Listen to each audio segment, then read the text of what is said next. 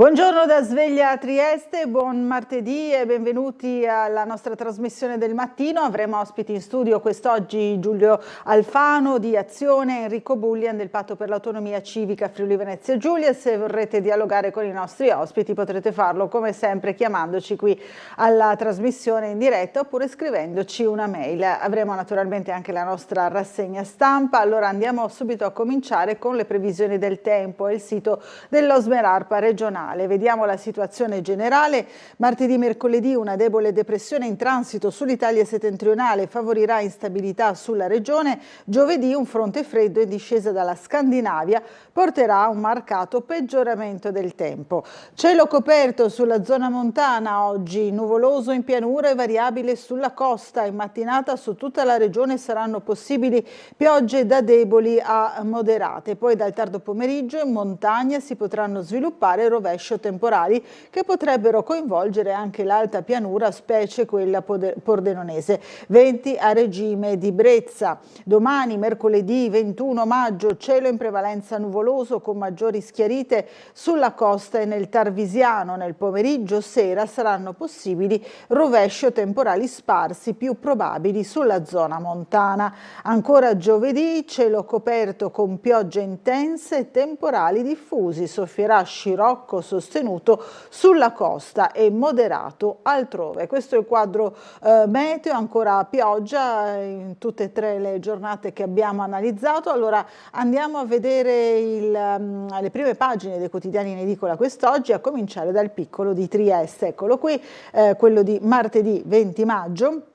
Non cedo a lotte di potere, sono le parole del presidente della regione Massimiliano Fedriga. La spaccatura nella maggioranza, Fedriga e la crisi in regione. Non c'entra il terzo mandato, ma il governo impugna la legge di Trento. Slitta giovedì l'incontro con la premier Meloni, il ministro Ciriani, chiedete al governatore. Non cedo a lotte di potere, il governatore del Friuli Venezia Giulia Massimiliano Fedriga sulla crisi di maggioranza ha evidenziato non c'entra nulla il terzo mandato, e mentre l'incontro con la premier Meloni è slittato a giovedì 22 maggio, il ministro Luca Ciriani ha rifiutato ulteriori commenti sulla crisi limitandosi a un laconico chiedete al governatore. A Roma intanto il governo ha impugnato la legge di Trento sul terzo mandato. Andremo a vedere anche i nostri servizi. Festival delle Regioni a Venezia, Mattarella, autonomia nei limiti della Carta. Ancora le notizie internazionali che poi troveremo su tutti i quotidiani. Putin no alla tregua, trattiamo la pace. 2 ore di telefonata con Trump, il presidente USA, negoziati al via da subito. Londra e Unione Europea più vicine, parte il reset post-Brexit.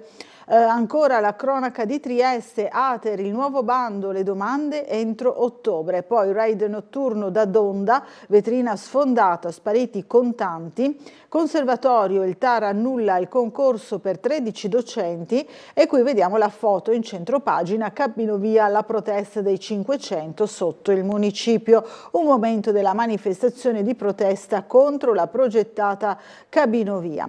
Crisi Tirso, Roncadin chiude la porta all'acquisto, lo stabilimento di Muggia. Costi imprevisti troppo alti, la pordenonese Roncadin si sfila dall'acquisizione della Triestina a Tirso. Sicuramente una buona notizia. Trieste vola alto sopra Brescia, basket, Serie A playoff e poi verso Milano Cortina 2026, giochi invernali che verranno. Vediamo l'edizione di Gorizia Monfalcone, sportello amianto, Monfalcone entra nella rete nazionale. A Monfalcone quello dei morti per amianto, un tema ancora più drammatico che a livello nazionale. Ora l'adesione triennale di Monfalcone alla rete di 4.000 municipalità italiane dello sportello amianto nazionale, associazione di promozione sociale. Staranzano, bravata sul tetto del cantiere, partono le indagini. Ancora finge di urtare un'anziana e le ruba il portafogli. Succede sempre a Monfalcone. Best Performer, la nuova fase delle imprese isontine. L'incontro organizzato da ANEM ha fatto emergere il rinnovamento del sistema produttivo del territorio.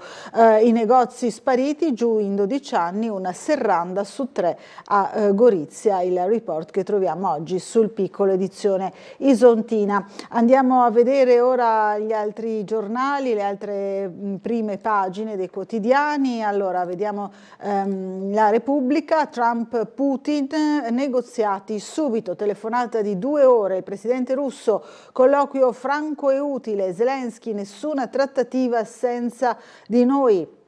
Il Papa riceve Vance e conferma disponibilità a vertici di pace. Meloni decisi a sostenere l'iniziativa del Vaticano. Poi ancora Gaza pronta all'occupazione, Borrell, Israele va fermato. Difesa comune, la nuova frontiera dell'Europa, il commento, poi la Lega spacca il governo sul no al terzo mandato. Si parla anche qui appunto di questa legge e la Lega appunto spacca il governo, infatti la Lega ha votato contro. Gassman, cancellate il nome di mio padre dal teatro dell'odio, l'intervista ad Alessandro Gassman. Poi la sindaca di Merano, Caterina Zellier, si toglie la fascia tricolore, la neosindaca di Merano che rifiuta appunto la fascia tricolore.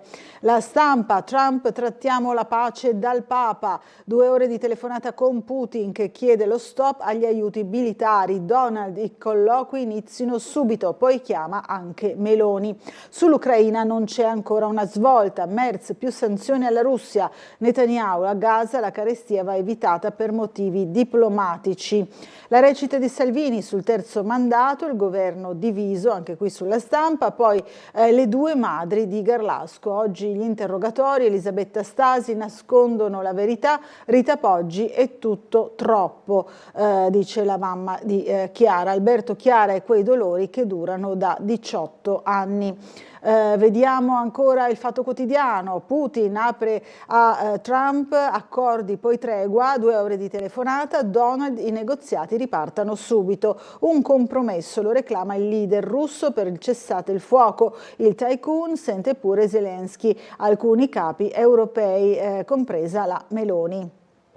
Ponte penale raddoppiata sul ponte appunto da 700 milioni a 1,5 miliardi, la di Ciucci al Fatto sulle pretese di Eurolink, l'analisi appunto del Fatto Quotidiano. Vediamo il Giornale, vediamo anche qui Garlasco, oggi 3 interrogatori, l'effetto sorpresa dei magistrati, poi bus di bambini tampona un tir, morta la maestra, 2 feriti gravi, anche qui pace, un altro bluff di Putin, questa è la lettura appunto del Giornale, telefonata USA-Russia. Trump ottimista, i negoziati inizieranno subito, ma Mosca frena, servono accordi appropriati, ipotesi trattative in Vaticano. Non accetta la fascia tricolore lo sfregio della sindaca di Merano. Il Sud Tirolo non si sente italiano, inutile credere che sia il contrario, la questione irrisolta. Intesa Europa, Regno Unito, dai viaggi all'energia, primo colpo alla Brexit. Starmer sta facendo marcia indietro sulla Brexit, difesa, commercio, pesca e mobilità, i punti chiave del testo che riavvicina Gran Bretagna e Unione Europea dai tempi appunto della Brexit. L'attacco a Nigel Farage che parla di tradimento. Vediamo ancora il Sole 24 Ore, denuncia OMS a Gaza 2 milioni di affamati. IDF evacuare Khan Yunis.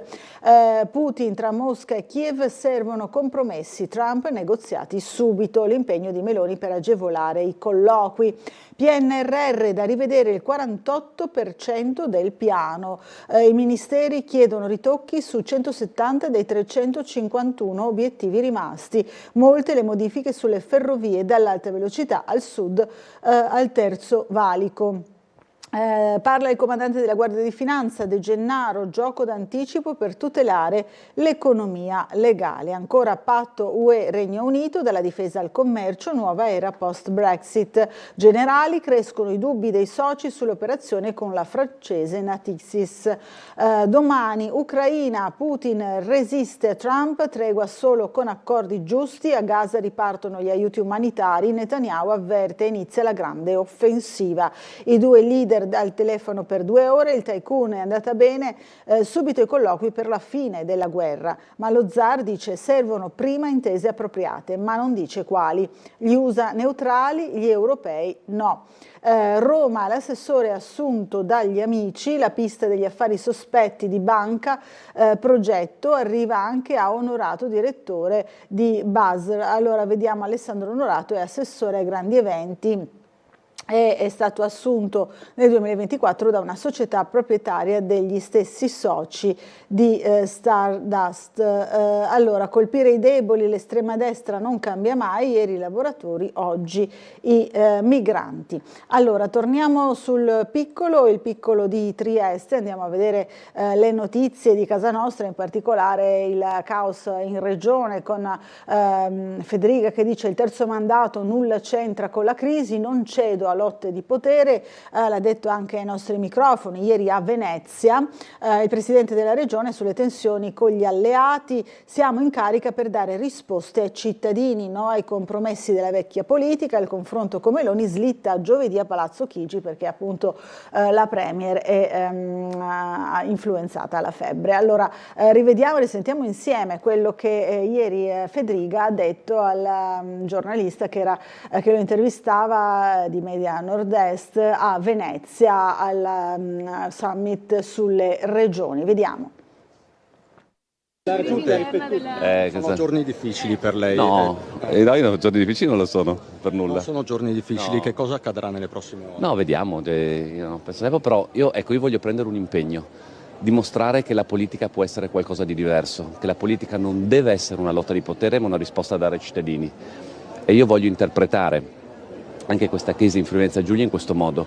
Dopo non so come andrà a finire, però voglio dimostrare che la politica può essere qualcosa di diverso. Il giorno dopo la deflagrazione della crisi di maggioranza regionale, il governatore Massimiliano Fedriga risponde col sorriso alle domande del nostro cronista Christian Arboit a margine del summit L'Italia delle regioni a Venezia, ma marca chiaramente i confini su ciò che è disposto ad accettare da Fratelli d'Italia dopo l'apertura della crepa sul fronte sanitario da parte del ministro pordenonese Luca Ciriani. La cosa che tendo a non c'entra nulla il terzo mandato su questa cosa, perché ho letto dei giornali nazionali dove mischiano le cose, non c'entra nulla sul terzo mandato. Perché è nata questa crisi, ce lo vuole spiegare? È evidente, mi sembra, sono state fatte più volte delle dichiarazioni, oltretutto lontano dalla realtà rispetto all'azione di governo della regione che ha un enorme consenso fortunatamente da parte dei cittadini.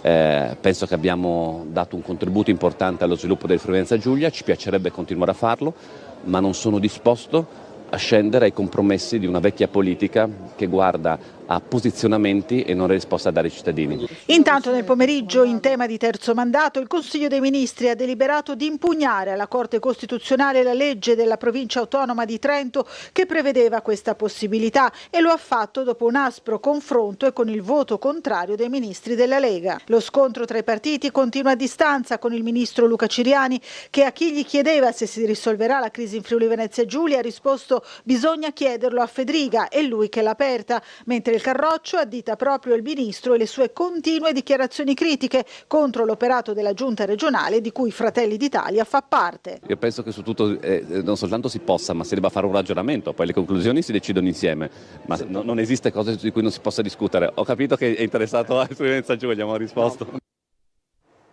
Allora, queste le parole di Federica, andiamo ancora a vedere tutti i commenti che sono oggi sui giornali, in particolare sul piccolo. Il ministro Ciriani, chiedete conto al governatore, l'abbiamo già sentito nel nostro servizio, è lui che ha deciso, il Carroccio insiste, lo scontro è dovuto alle critiche continue. Gli alleati non la pensano così, reazione esagerata per altri motivi. Insomma, queste le schermaglie che vedremo dove porteranno. Poi ancora appello degli industriali, gestione efficiente, va ritrovata la stabilità, questa è la voce degli industriali. L'ex vicepresidente socialista e senatore Saro, l'errore risale al 2002, troppo potere ai presidenti, dice paghiamo l'errore del 2002 quando un referendum confermativo proposto dal centro-sinistra bocciò una legge che non prevedeva l'elezione diretta. Ferruccio Saro, già vicepresidente socialista della regione, senatore pidellino, nel commentare l'improvvisa crisi in Friuli Venezia Giulia ritorna indietro di oltre 20 anni.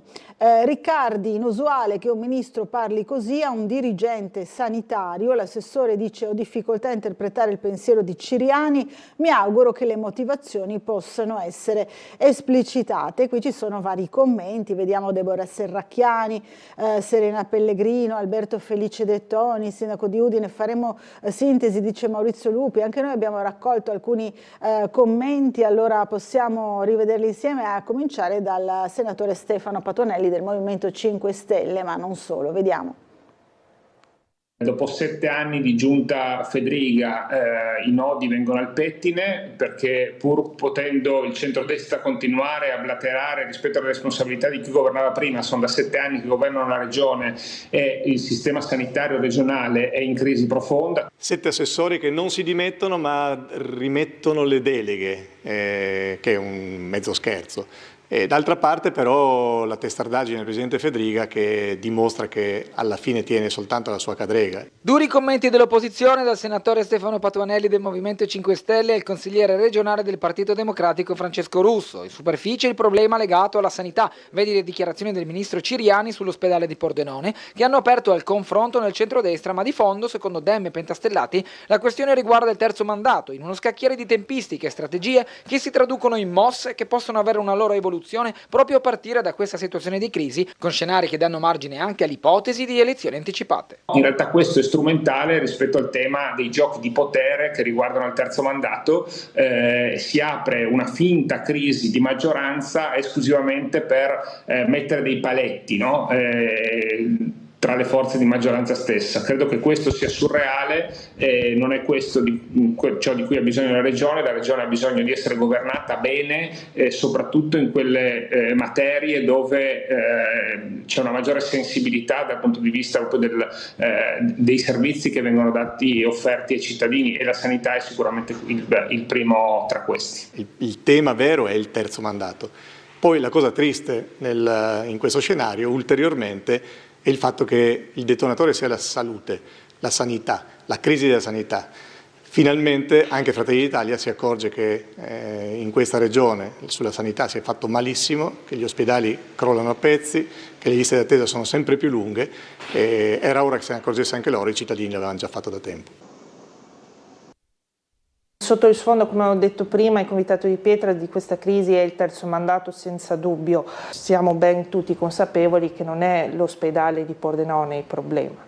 Quindi adesso cerchiamo di lavorare assieme, continuiamo a lavorare assieme. Per Fratelli d'Italia e soprattutto per Fratelli d'Italia Trieste non cambia assolutamente niente nei rapporti nella maggioranza. Fugando il dubbio che la crisi nel centrodestra sia da ricondurre a una situazione sicuramente importante ma isolata, come la criticità dell'ospedale di Pordenone, bensì alle diverse vedute sull'ipotesi del terzo mandato, l'onorevole Nicole Matteoni di Fratelli d'Italia si è espressa in primis augurando che la situazione possa rientrare dopo il confronto tra Fedriga e Meloni, ma in seconda battuta descrivendo uno scenario che potrebbe essere percorribile in caso di mancata riconciliazione tra le parti. Se il presidente viene sfiduciato entro metà mandato, è possibile per lui ripresentarsi per un terzo, diciamo, mandato, perché non sarebbe scattato il secondo sì, esattamente. Sì. Quindi tendenzialmente se si facesse Fedriga si potrebbe ripresentare. È ovvio che noi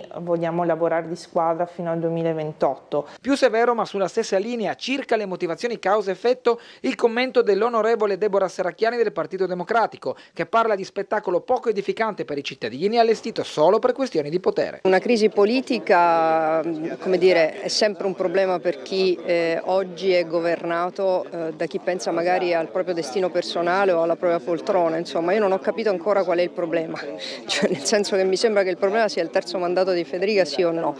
Se questa si chiama verifica politica, allora è una politica un po' bassa. Io mi auguro invece che si pensi ai cittadini, che si pensi alla regione Friuli Venezia Giulia, che si pensi al paese, anche perché in questo momento abbiamo bisogno veramente di vincere delle sfide importanti e abbiamo bisogno di un Friuli Venezia Giulia forte. Non so quali saranno le decisioni del centrodestra, mi pare che lo spettacolo non sia edificante. Allora, questi alcuni dei commenti, torniamo sempre sul tema, ancora guardando il piccolo, il governo impugna il terzo mandato a Trento e scontro tra Lega e Fratelli d'Italia, questo a livello proprio nazionale. Per le regioni a statuto ordinario era già stato dichiarato incostituzionale. I Fratelli d'Italia, primo partito, adesso vogliono prendersi il territorio. La Premier Meloni nel pomeriggio di ieri si è data malata e ha cancellato la visita prevista per oggi a Venezia. Qui la vediamo in una foto d'archivio. Legge delega sui LEP approvata dal Consiglio dei Ministri, autonomia avanti, ora la palla al Parlamento, poi toccherà al governo coi decreti attuativi.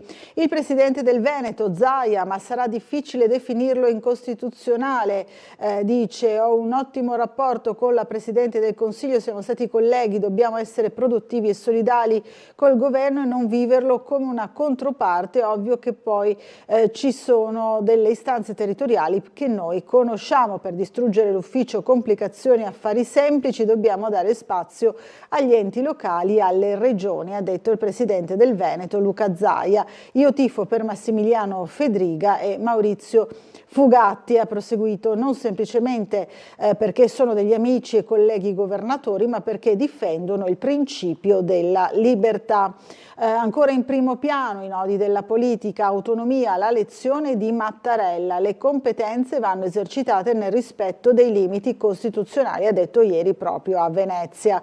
Tra i marmi della Basilica e gli applausi lungo la riva, le tappe in città, nella città appunto di Venezia. Ancora vediamo i dossier internazionali. Putin sente Trump, niente tregua ora, il tycoon ribatte negoziati con Kiev.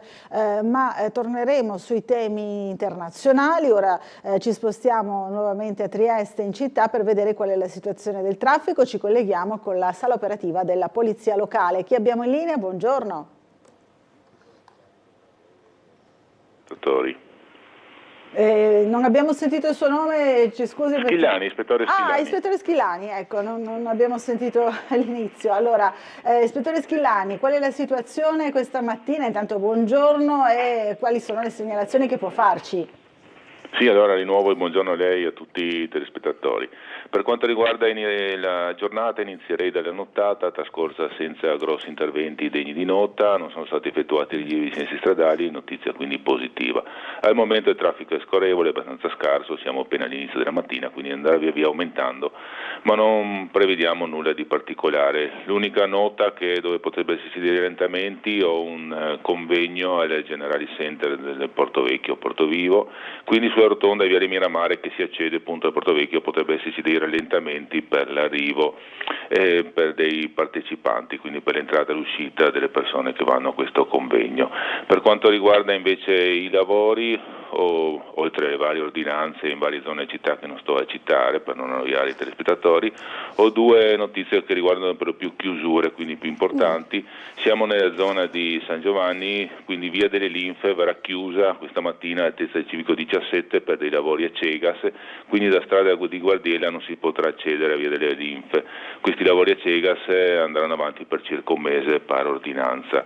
Inoltre questa sera intorno alle 21:30-22 si avrà uno smontaggio di una gru in via Sant'Anastasio 12, quindi la strada, oltre ai divieti che sono già stati posti, quindi che entreranno in vigore questa sera, verrà chiusa per tutta la notte dalle 22 fino alle 6 di domani mattina, quindi da via Udine non si potrà accedere a via Sant'Anastasio per questo smontaggio di questa gru che avverrà in orario notturno, quindi fare attenzione perché i divieti entrano in vigore questa sera e non oggi.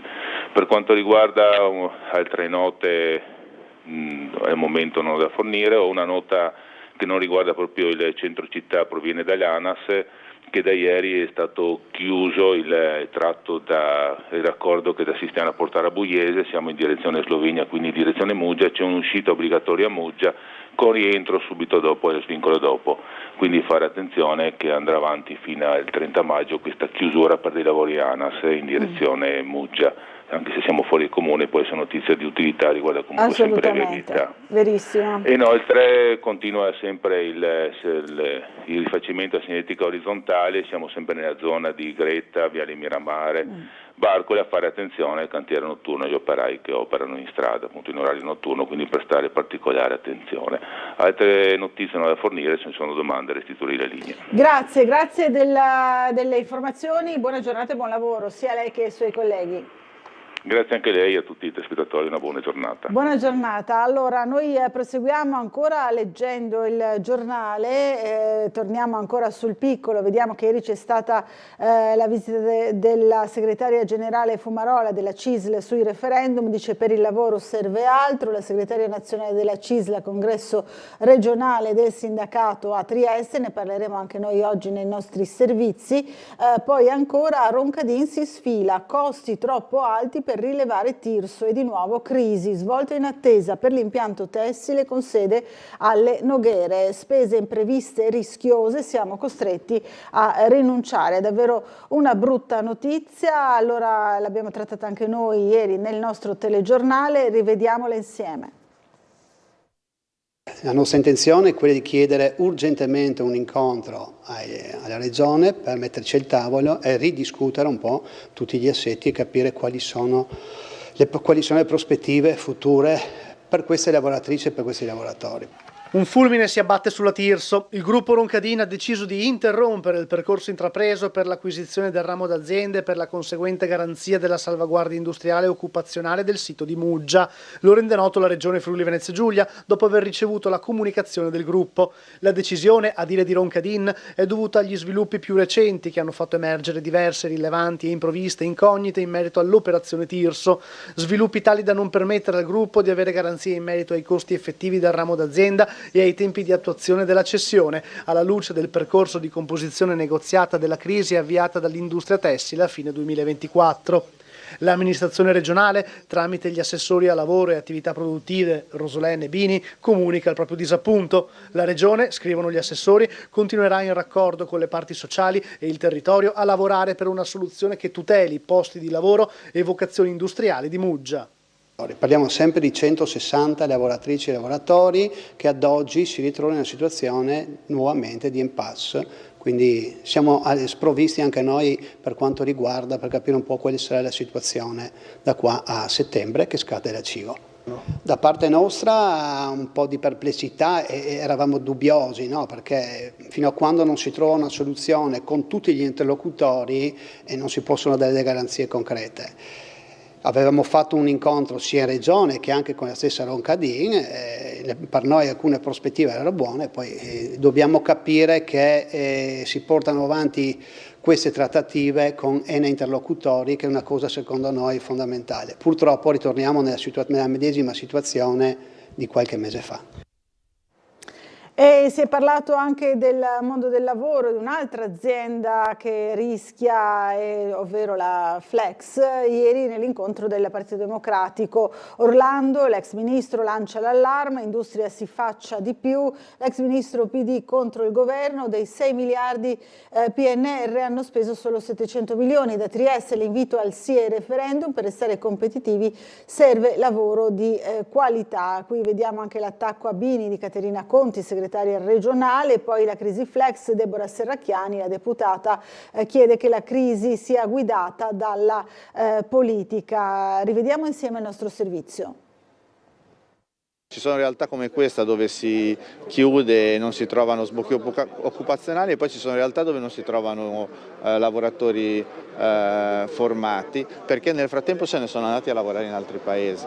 Su questo grava in modo fortissimo il tema dei salari, che è stata la grande rimozione di questo governo. Questo paese resta un paese industriale se è in grado di trattenere la manodopera, e la manodopera si trattiene con salari più alti. Per far fronte alle crisi industriali il governo dovrebbe fare di più, soprattutto sui salari, ma non solo. Ne è convinto l'ex ministro del lavoro, oggi responsabile delle politiche industriali del Partito Democratico, Andrea Orlando, che ha incontrato a Trieste le rappresentanze sindacali dei 350 lavoratori della Flex, il cui destino è legato all'avvertenza con il fondo Faircap che dovrà trovare un altro acquirente per l'azienda.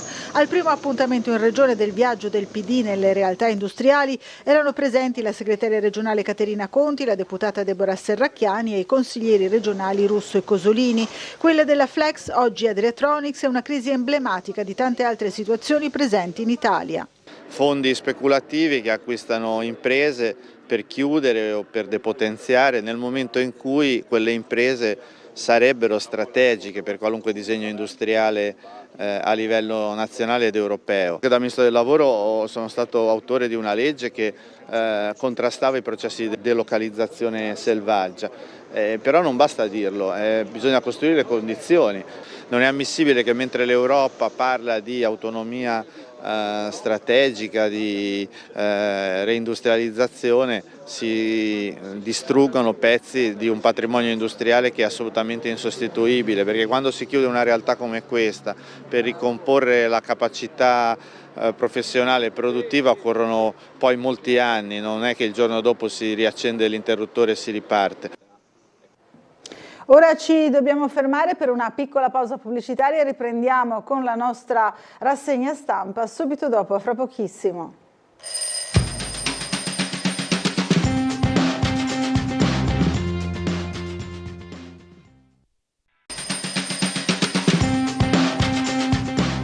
Bentornati in diretta a Sveglia Trieste, allora ancora con la nostra rassegna stampa che riparte alle 7:34 del mattino. Torniamo sul piccolo nella pagina di Trieste, della cronaca di Trieste, per parlare dell'Ater e del nuovo bando. Al via il nuovo bando Ater, le domande entro ottobre. Serve essere residenti da almeno 2 anni in regione. Il calcolo ISEE non deve superare i 20.000 euro. La nuova graduatoria a febbraio 26, quando saranno disponibili anche 110 appartamenti a Gretta. Assieme al ricircolo degli alloggi, previsti anche i primi ingressi nelle vie Gradisca e Gemona, in Pendice Scoglietto e via Prato. Nel 19 erano risultate valide 3.127 domande. Chi rientra in quella graduatoria ora dovrà ripresentare i moduli con premialità.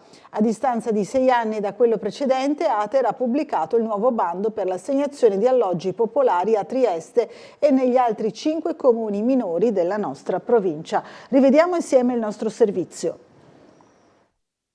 I criteri di accesso sono gli stessi del precedente, con l'unica novità del requisito dei 2 anni continuativi in regione rispetto a quello precedente, che invece erano i 5 anni negli ultimi 8 in regione. È la novità sui nuovi bandi di concorso Ater per l'edilizia sovvenzionata per i 6 comuni di pertinenza nella provincia di Trieste. Non cambia il limite di ISEE, che resta pari a 20.000 euro. Oltre ai canali tradizionali, consegna diretta agli sportelli Ater, invio tramite PEC o raccomandata e alla possibilità di rivolgersi ai sindacati degli inquilini, gli aspiranti conduttori avranno a disposizione un'ulteriore modalità per presentare la domanda, il portale al quale è possibile accedere dal sito Ater Trieste con l'identità digitale, SPID, carta di identità elettronica e carta nazionale dei servizi. Il nuovo bando, che si chiuderà venerdì 17 ottobre 2025, annulla i precedenti. Chi fosse interessato a partecipare deve formulare una nuova domanda. Infatti la graduatoria e l'efficacia del bando 2019 decadranno e non avranno più validità con la pubblicazione della graduatoria definitiva del bando 2025, che, considerati i tempi di legge, avverrà entro febbraio 2026. Per dare appunto dei numeri sulla disponibilità di alloggi di questo bando, vengono assegnati 110 già disponibili, che sono appunto frutto dei cantieri delle prossime opere di via Gradisca e via Gemona, via del Prato e via Scoglietto. Successivamente a questi c'è un ulteriore addendum, che appunto sono il riatto, verranno presi dal riatto di alloggi sfitti. Precedentemente il trend si attestava sui 200-220 alloggi assegnati annui. Avendo potenziato l'azienda all'interno dell'area tecnica di 2 nuove risorse, contiamo di portare questo trend a 250 già dal primo anno. Successivamente andremo ad attestarci attorno ai 300 alloggi annui. Allora andiamo ancora a vedere la questione Ater, quasi l'8% dei residenti vive in una casa popolare, canone medio 140 euro. Avviata la selezione per il nuovo direttore delle sedi di Trieste e di Gorizia. Sono 18 candidati in corsa, a breve alla Regione la terna dei profili. Questo si prepara appunto per l'Ater di Gorizia e Trieste. Calata di turisti a Pentecoste, hotel pieni con gli austriaci, le stanze degli alberghi sono già prenotate al 55% con presenze tedesche e ungheresi, si riproporrà il nodo dei parcheggi e la categoria cerca di correre ai ripari per evitare il collasso. Il secondo fine settimana di giugno coinvolgerà anche Grado e Lignano. È già pieno di turisti, ma a Trieste si prepara una nuova massiccia calata di visitatori, arriveranno soprattutto dall'Austria nel secondo weekend di giugno in occasione della festività di Pentecoste. Ci racconta Nicole Brusaferro sul Piccolo.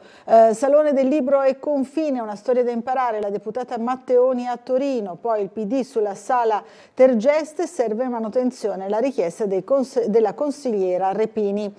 Taxi e noleggio con conducente, ecco il bonus per le neomamme, la domanda spetta a donne in attesa oppure con figli di meno di 3 anni, rimborsabili fino a 100 euro l'anno per le corse effettuate in regione. Il Comune di Trieste ha approvato il bando per l'erogazione dei contributi a rimborso delle spese sostenute dalle donne in gravidanza o con figli fino a 3 anni compiuti per il trasporto con taxi o noleggio con conducente. Si tratta del bonus trasporto neomamme, la cui scadenza per la presentazione delle domande è stata fissata al prossimo 30 novembre. Il municipio abbatte metà del debito pubblico, la delibera approvata ieri nella seduta nel 2025 giù da 39 a 19 milioni con l'estinzione di 80 mutui. Per la spesa corrente recuperate risorse di 1,4 milioni all'anno. Qui vediamo l'assessore Everest Bertoli che ha spiegato i provvedimenti. E dentro e fuori l'aula il Consiglio Comunale si divide e i no Ovovia tornano in piazza. Tensioni su asilo di Roiano, bilancio e cabinovia. In piazza Unità circa 500 protestano, ora basta. La scintilla si accende ancora una volta sulla cabinovia proprio all'inizio dell'ora dedicata alle domande d'attualità, mentre il Comitato Novovia inizia a radunarsi sotto il municipio. In pochi minuti si conteranno circa 500 persone riunite al grido di ora basta. Poi rivedremo insieme anche le nostre interviste realizzate ieri, ma le riprenderemo nei telegiornali di oggi. Vediamo che ieri c'è stato un altro raid notturno dei ladri da Donda, vetrina sfondata e contanti rubati. La famiglia che gestisce il negozio in Largo Barriera, l'ultimo furto con scasso risale al 1954, così come ha detto anche ai nostri microfoni il proprietario. Allora rivediamo insieme il servizio. Sì, purtroppo era dal 1954 che non ci accadeva assolutamente niente. Trieste era una città tranquilla, lo è stata da sempre, proprio da sempre, e purtroppo oggi non è più così. Anche lo storico negozio Donda in Largo Barriera entra nel bilancio degli esercizi commerciali colpiti dai ladri, furti con spaccato ormai all'ordine del giorno. A Trieste è emergenza. Il fatto è avvenuto sabato sera, i ladri hanno infranto la portavetri e asportato il fondo cassa. Sul posto sono intervenuti i carabinieri. Il ladro o i ladri però non hanno fatto i conti con le telecamere esterne presenti in zona che puntano proprio sui negozi della piazza. Ha rubato denaro, hanno lasciato monetine, anche 30 euro in monetine, per cui diciamo che poveri non erano.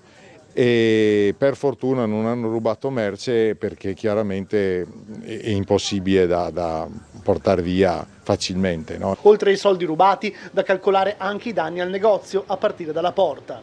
Totalmente divelta, buttata a terra, anche nella caduta il vetro ha fatto dei danni all'interno, poi nella ricerca spasmodica del denaro hanno anche rovesciato e messo a soqquadro tutto, buttato per terra il computer, spaccato degli occhiali, insomma ha fatto danni a non finire, cavi staccati, ore e ore di lavoro per rimettere in sesto l'azienda. Infine un appello da lanciare, questa una volta era zona rossa con più controlli. Bisogna controllare molto di più la notte secondo me, che sta diventando veramente un momento di vuoto, di terra di nessuno. È l'ennesima colpo al commercio, non siamo i primi, non saremo ahimè gli ultimi, mentre vorremmo essere fortemente gli ultimi. Allora, torniamo ancora a leggere il piccolo, vediamo che il TAR annulla il concorso del Tartini per 13 professori di pianoforte. La sentenza ha riconosciuto fondato il ricorso presentato da chi non aveva vinto la selezione del 2024, rapporti stretti di tipo accademico e professionale tra il presidente di commissione e 2 candidati. Prodotto anche un CD tra i diretti interessati, secondo i giudici il bando ora è da rifare. Il conservatorio è tutto in regola, così le selezioni potrebbero essere annullate. Ancora il provvedimento della Capitaneria di Porto, cadono massi dalle falesie, divieto di navigazione e pesca nell'area marina interessata dal provvedimento. I 70 anni della statua al Broletto, simbolo, protegge gli autisti. Una targa ricorda che nel 1955 la Madonna venne benedetta da Pio XII. Le autorità civili e religiose la commemorano con Trieste Trasporti. Partono da Opicina le panchine rosse, un percorso contro la violenza sulle donne. Le vecchie sedute in legno sono state recuperate, ridipinte e risistemate nel parco di Villa Revoltella in via Orlandini e nel giardino Luigi Vitulli. Ancora l'Interporto di Fernetti, una dolina piena di rifiuti. Un anno dopo i volontari sono tornati a bonificarla. L'appello delle realtà di volontari coordinate dall'associazione Miti, evitare che persista questa abitudine dei camionisti a Monrupino. Torniamo in centro a Trieste, abbiamo visto appunto la manifestazione ieri dei No Ovovia, il Consiglio Comunale si è diviso su questi temi, ma in particolare ieri c'è stata proprio la manifestazione in piazza, ne abbiamo dato conto anche noi con le nostre dirette all'interno del telegiornale, quello era l'orario, ma abbiamo anche intervistato il capo della protesta, diciamo, del comitato No Ovovia, William Starz. Allora rivediamo insieme l'intervista. È una chiamata più che per i contrari della cabinovia, per tutti quelli che hanno a cuore le sorti della nostra democrazia, perché qui su questa vicenda della cabinovia siamo andati oltre, al di là di non interpretare in maniera corretta le leggi e le normative, si sono voluti forzare anche elementi basilari del funzionamento del Consiglio Comunale, tagliando la discussione in commissione su aspetti importantissimi. Non è possibile che 3.136 opposizioni e osservazioni, nessuna è stata accolta. Quindi stavamo parlando di cose irrilevanti. Una gran parte delle osservazioni e delle opposizioni erano fondate scientificamente. Si è preferito non rispondere e tagliare. Aspettiamo di vedere cosa succederà in Consiglio, chiamando ognuno dei consiglieri alle loro responsabilità. Allora torniamo a leggere il piccolo, ma nelle pagine di Gorizia. Allora vediamo la pagina proprio di Gorizia, tutta un'analisi sulle cosiddette serrande abbassate. Gorizia seconda in Italia per chiusure di negozi negli ultimi 12 anni. Dal 2012 al 24 è sparito il 34,2% delle attività. Soltanto Ancona fa peggio. Gaier della FIPE dice: paghiamo la distribuzione esasperata ai tempi della Jugoslavia. Un bando da 140.000 euro per la sostenibilità ambientale. Ursic, la capitale, grande opportunità per generare benefici ben oltre quest'anno, dice il negoziante. Ancora i bambini di Gorizia, di Schempeter Vertoiba, uniti nel gioco. Farmacie comunali, aziende in salute, utile di 152.000 euro. Ci spostiamo rapidamente a Monfalcone, dove entra in comune il network dello sportello nazionale amianto. Il servizio gratuito su questioni sanitarie e iter di bonifica sarà attivo online. Incontri per consulenze personalizzate. Il link dedicato comparirà nelle prossime ore sul portale dell'ente per le informazioni e l'assistenza del caso. La novità è il risultato della collaborazione fra l'amministrazione e l'omonima associazione di promozione sociale. Ci spostiamo per un attimo ancora sul Corriere della Sera, le notizie nazionali e internazionali. Vediamo che in prima pagina sul Corriere c'è la questione appunto della pace difficile in Ucraina, Trump, Putin, prove di tregua, lo zar pronti a lavorare con Kiev, Vance dal Papa, l'invito alla Casa Bianca, colloquio di 2 ore, informati Zelensky, Meloni e gli altri leader, Donald apre ai negoziati in Vaticano, le incertezze per i dazi pesano sulla crescita. C'è anche il data room di Milena Gabanelli, emergenza api, prodotti agricoli, il 75% è a rischio. Tensioni sul terzo mandato, anche qui sul Corriere il governo impugna la legge trentina, la Lega contraria, ira di Fugatti, la maggioranza si divide. Scontro sul terzo mandato, il Consiglio dei Ministri ha impugnato di fronte alla Corte Costituzionale la legge della provincia autonoma di Trento che ha innalzato da 2 a 3 il limite dei mandati consecutivi possibili per il presidente dell'ente. Per il governatore Fugatti si tratta di un atto molto pesante. La Lega era contraria, nessun problema a questioni locali e il commento di Salvini. La legge impugnata era stata approvata il 9 aprile dal Consiglio provinciale del Trentino Alto Adige. A presentarla il leghista Bisesti. Vediamo ancora incidente in gita scolastica, la maestra muore sul bus a Lomazzo, scontro con il tir, 30 bimbi feriti. Garlasco, oggi gli interrogatori, Sempio e Stasi dai PM, 2 scenari per un delitto. Ancora Venezia, il catamarano, Anna poteva salvarsi la tragedia in un video. E poi Napoli e Inter, venerdì la notte dello scudetto. Vediamo la pagina dedicata proprio alla guerra, tregua, Trump sente Putin, Mosca e Kiev trattino ora, lo zar cauto, occorre un memorandum, Donald dei negoziati, grandi ego, ho una linea rossa. Vediamo ancora il colloquio franco che tradisce tensione, prima le concessioni, poi il cessate il fuoco, posizioni ancora lontane mentre i falchi premono.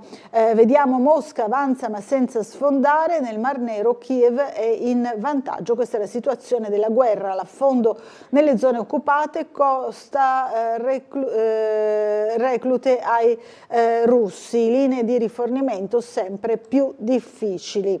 Vance dal Papa con una lettera l'invito negli USA alla Casa Bianca, con lui l'altro cattolico Rubio, si parla di pace e rispetto dei diritti in aree di conflitto. L'ipotesi dei negoziati in Vaticano, Meloni pronti a facilitare i contatti, l'idea apprezzata da Trump, Berlino, Roma può far valere i buoni rapporti con gli Stati Uniti.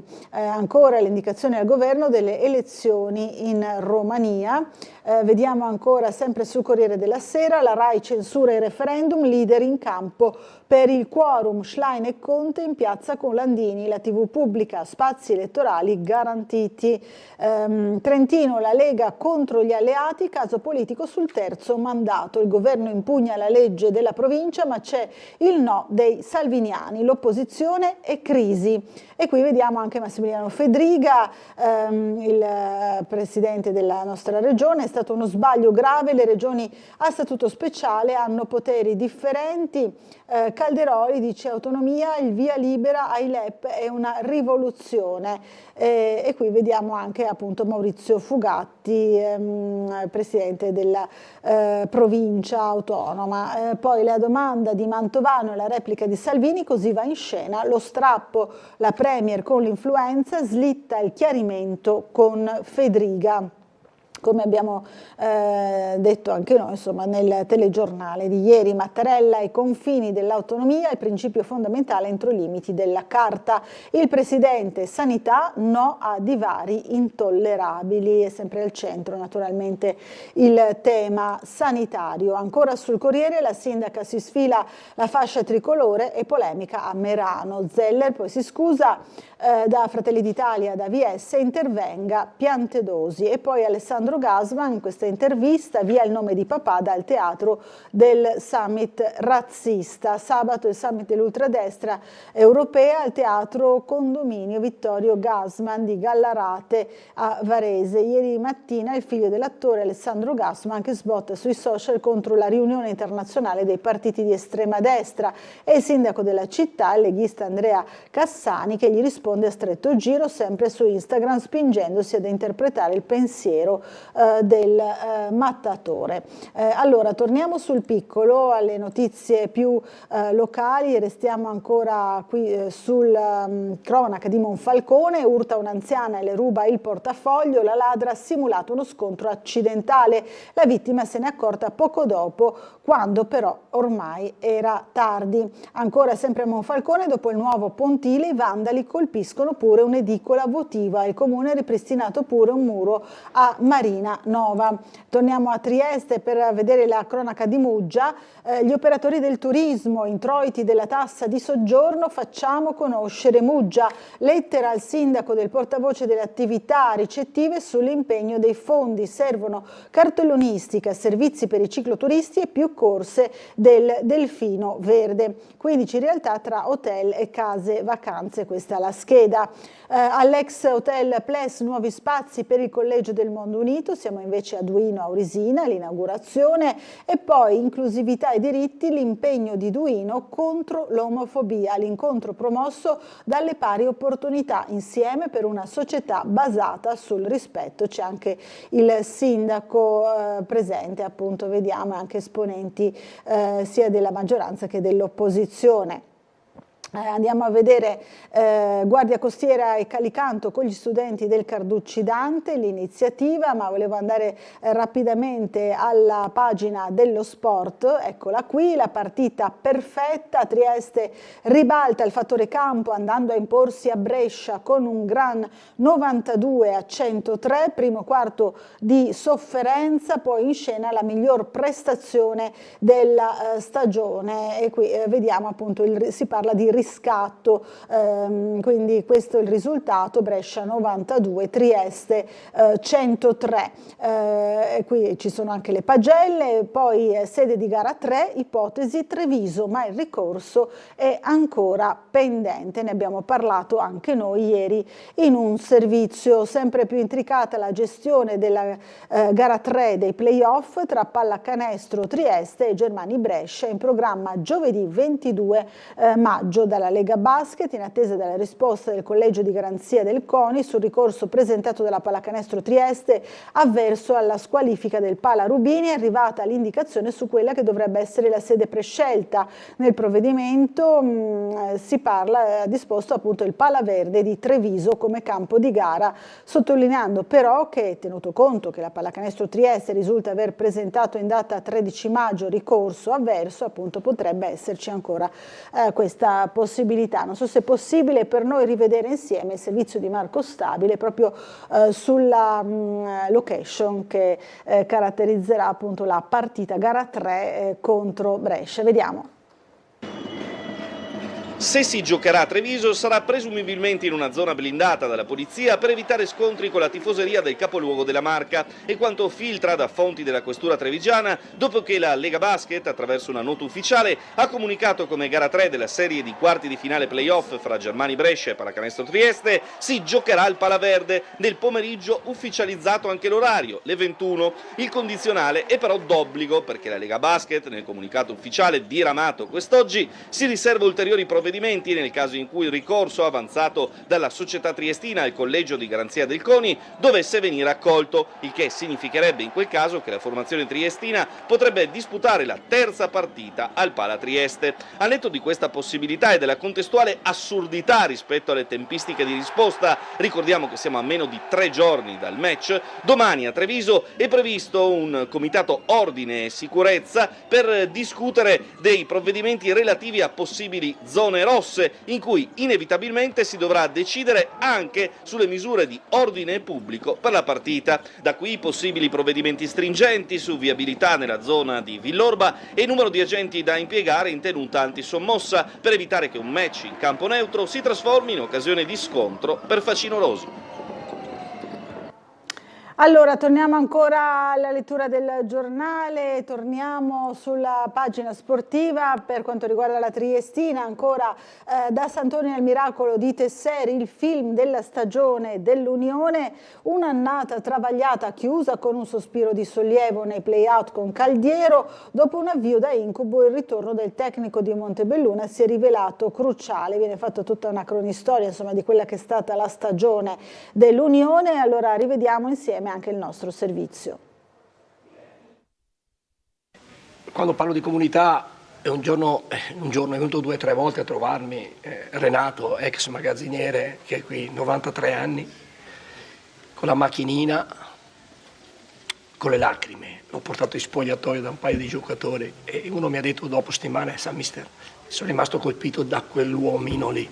Sono incontri in spogliatoio come questi che hanno fatto sentire il cuore rosso allabardato al gruppo di Attilio Tesser che ha conquistato la salvezza. Volti e voci di chi l'Unione la segue da una vita, dall'ex magazziniere Renato al tifoso storico Claudio Visintin, che riconoscerete per le tante telefonate a Sveglia Trieste, sino a un punto di riferimento delle categorie dilettantistiche come l'allenatore Michele Di Mauro, detto il Mago, per i tanti risultati nelle minors, e poi il nostro compagno di studio storico per anni al Caffè dello Sport, quello sguardo del mister alla semplicità di chi ci tiene, di chi viene allo stadio per passione, di chi l'alabarda la sente dentro. Quindi è l'amore della gente che ha. C'è il signor Visintin che mi scrive, che mi è sempre stato vicino da quel giorno, il discorso di suo figlio Maurizio che dalla Succia ha dato una mano. Ci sono tante altre persone, Michele, detto il Mago, che mi manda messaggini, che mi chiama e che mi dice forza, ti siamo vicini, Virgilio.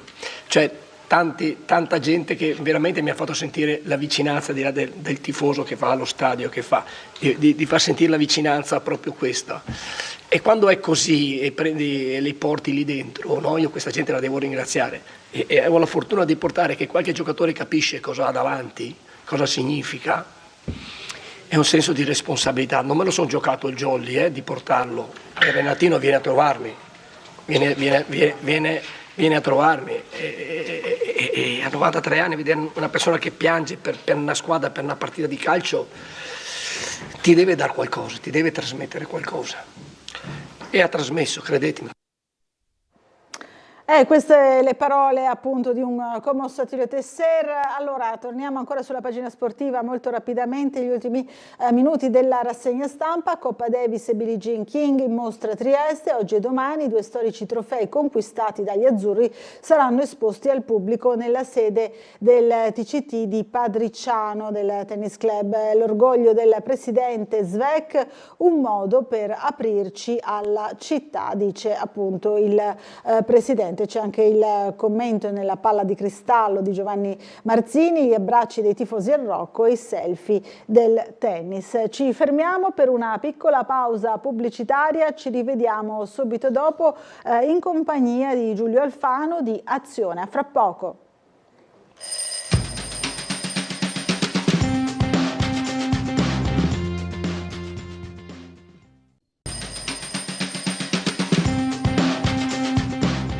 Bentornati in diretta, 8:06 del mattino e siamo in compagnia di Giulio Alfano di Azione. Buongiorno, ben arrivato. Buongiorno. Grazie di essere qui e abbiamo subito una telefonata in arrivo, allora la sentiamo immediatamente. Buongiorno, chi è in linea con noi? Dunque, grazie alla regia che mi manda in onda. Buona giornata, gentile amica dottoressa Laura e al gentile ospite Giulio Alfano di Azione, da Claudio Visintini. Buongiorno Claudio, l'abbiamo Eccoci. citata perché abbiamo letto fuori onda la sua mail. Ha letto, quindi sì. Un mio e di mia moglie Graziella doveroso grazie ad Attilio Tesser per aver ricordato a mio figlio Maurizio e a Marco Stabile come sempre voi avete gentili parole nei nostri confronti. Adesso vengo alla domanda. Prego. E dico, nuvoloni sul cielo di Trieste, nuvoloni sulla crisi regione. Vorrei sapere quali sono i vostri progetti di azione per migliorare la sicurezza, la sanità, il benessere a Trieste. In particolare mi interessano le iniziative che avete pensato voi per i giovani, e mi piace anche l'educazione civica da insegnare nelle scuole, gli anziani e le famiglie che stanno affrontando difficoltà a causa di stipendi e delle pensioni ferme, mentre i costi della vita aumentano.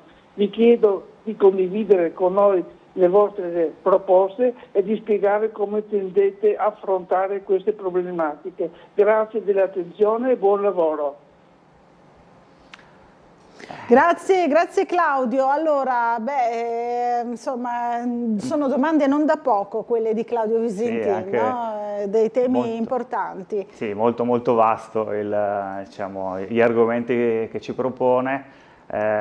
Potremmo partire da come fare migliorare la sicurezza, io direi migliorare l'integrazione. A Trieste abbiamo delle eccellenze che sono i ricreatori, sono un'esperienza che è nata a Trieste e anche nel resto d'Italia, ma a Trieste ha avuto uno sviluppo diverso ed è nata proprio per permettere ai giovani di avere un luogo dove ritrovarsi in maniera sana e coltivare le loro attitudini. Ecco, questo potrebbe essere ampliato e rimodernato, un punto dal quale partire per dare ai nostri giovani, e magari dei giovani che vengono da paesi dove ci sono dei problemi insomma diversi da quelli che abbiamo qui e una cultura diversa da quella che abbiamo qui, per partire e iniziare l'integrazione. E poi ci vuole chiaramente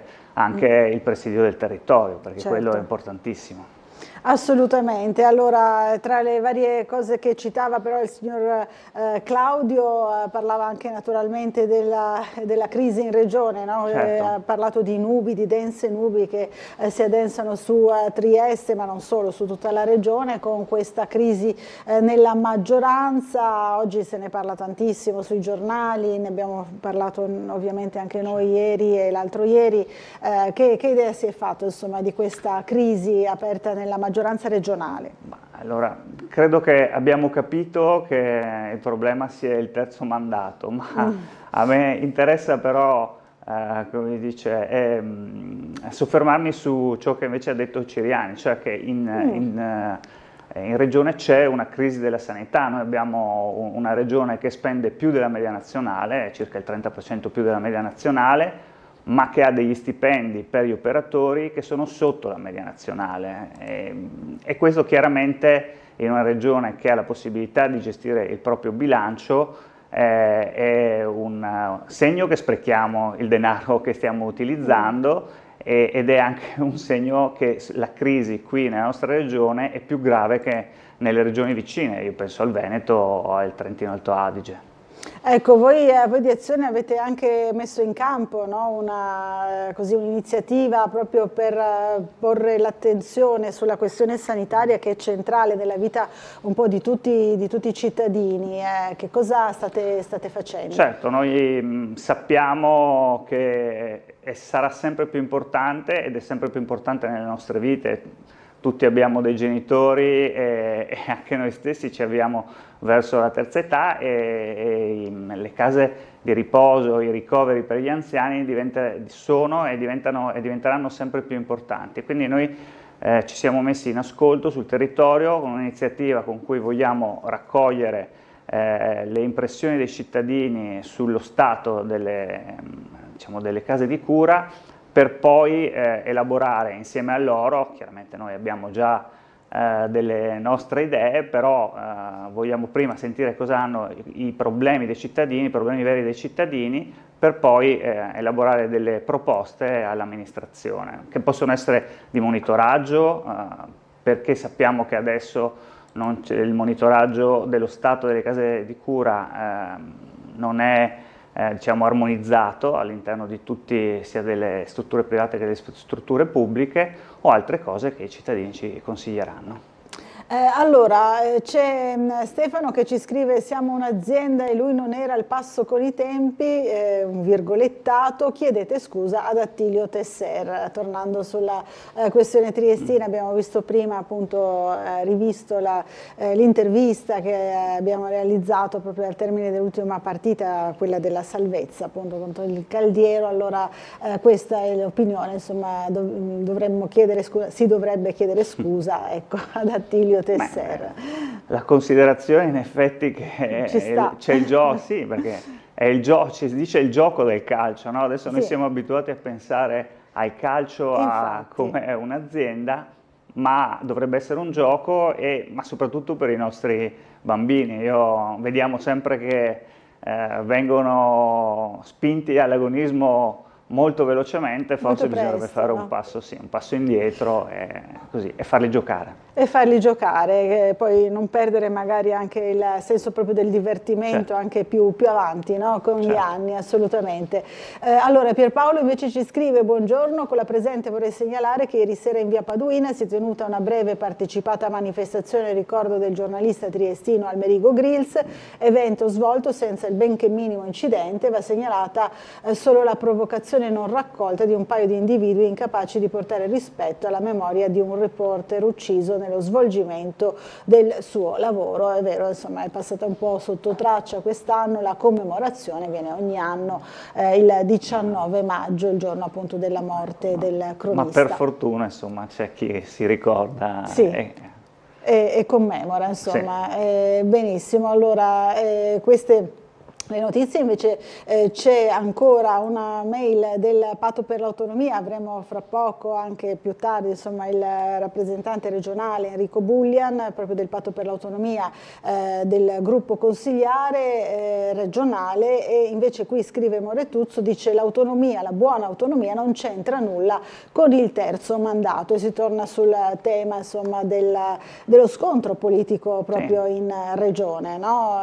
È così, la buona autonomia non c'entra nulla con il terzo mandato? Sicuramente il terzo mandato può essere interessante nei piccoli o piccolissimi comuni dove è difficile trovare degli amministratori e soprattutto gli amministratori competenti. Per invece la regione, per i governatori, dove è più importante dal mio punto di vista diciamo, non dare 15 anni di continuità ad una sola persona, ad un solo entourage, con tutte le problematiche che questa cosa qui consegue, è più importante fare buona amministrazione nei 2 mandati che ci sono a disposizione.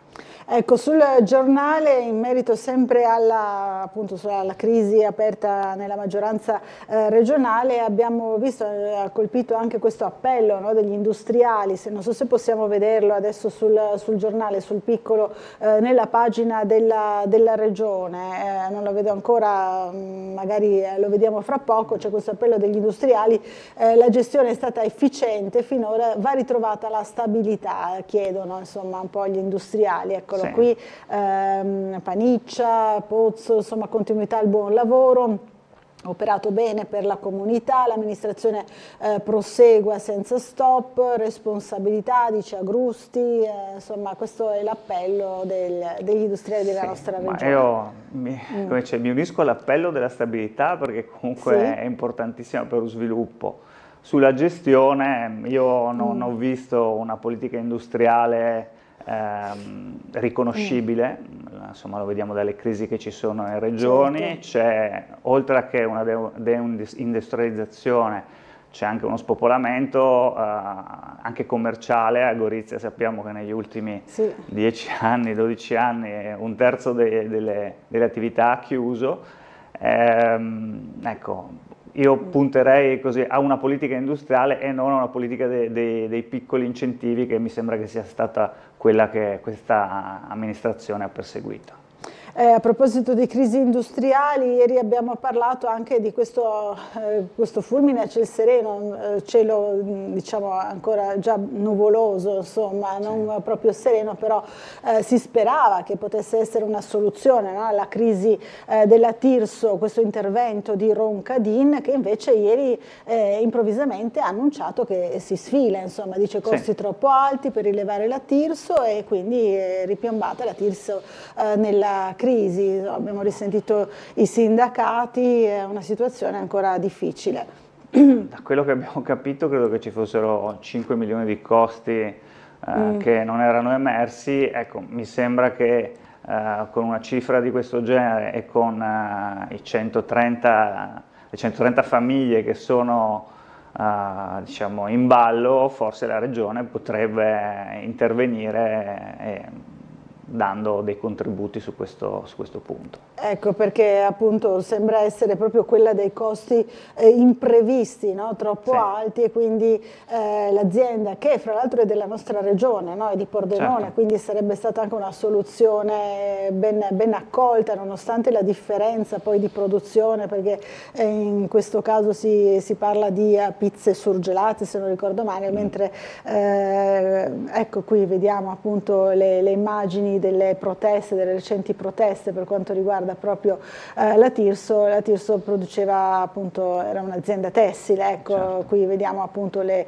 manifestazioni di piazza, no? più o meno recenti, qui davanti, il picchetto davanti proprio all'azienda, e tutti questi lavoratori che attendono insomma da tempo una soluzione a questo problema. Si pensava appunto di essere arrivati a una soluzione, e invece così pare non essere. Insomma, anche perché diciamo, questo tipo di soluzione creerebbe quella rete che in regione manca fra le varie province, in modo da creare così una massa critica che faccia crescere armonicamente tutte le province. Adesso questo non lo vediamo. Non lo vediamo. Poi c'è stato anche un intervento del Partito Democratico, ieri ne parliamo fra poco, sempre in tema di produzione di industrie, ma volevo far vedere la vignetta di Marco Inglaro che ci è arrivata in questo momento, perché ieri sera c'è stata anche la manifestazione Novovia.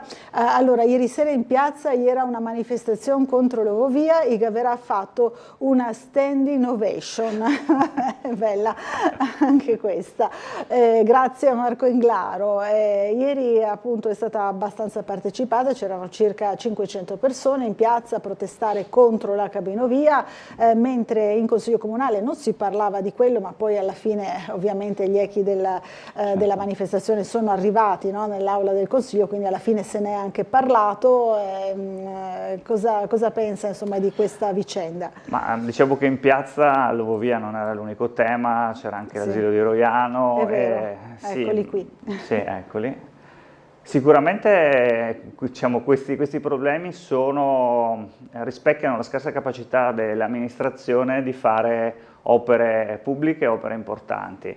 Un'opera che non è stata citata è il recupero della piscina termale, che mi sta molto a cuore perché serve ai cittadini più deboli, e noi sono insomma 6 anni credo che aspettiamo una soluzione, e le persone che hanno bisogno, che sono persone comunque in situazioni disagiate, devono andare a Monfalcone o insomma in strutture private. Ecco, ci aspettiamo una soluzione, piacerebbe dire rapidissima, ma insomma ecco, magari anche rapida. Ecco, magari anche rapida, quindi per la piscina terapeutica. Quindi appunto, come diceva il nostro ospite, non era solo una manifestazione contro la cabinovia, anche se diciamo gli slogan più così evidenti insomma, erano proprio quelli, ma si è parlato anche dell'asilo nido di Roiano, no? Diceva che veniva trattato proprio nel Consiglio Comunale. Ieri sera con delle iniziative poi da parte delle opposizioni che chiedono conto, no, al sindaco e alla giunta dell'apertura così slittata, ritardata dell'asilo, che è pronto in realtà, no? Sembrerebbe essere pronto. Sembrerebbe essere pronto, non si riesce a capire cosa fermi il Comune,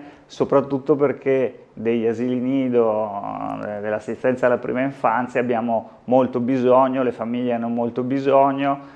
e, come succede spesso, devono rivolgersi alle strutture private che hanno dei costi per molti difficilmente sostenibili. Andiamo dai 300 ai 500 euro, sono migliaia e migliaia di euro in un anno per una famiglia, magari con più di un figlio. È molto molto complicato per le famiglie triestine e anche per l'attrattività del nostro territorio rispetto al fatto che non riusciamo a dare servizi.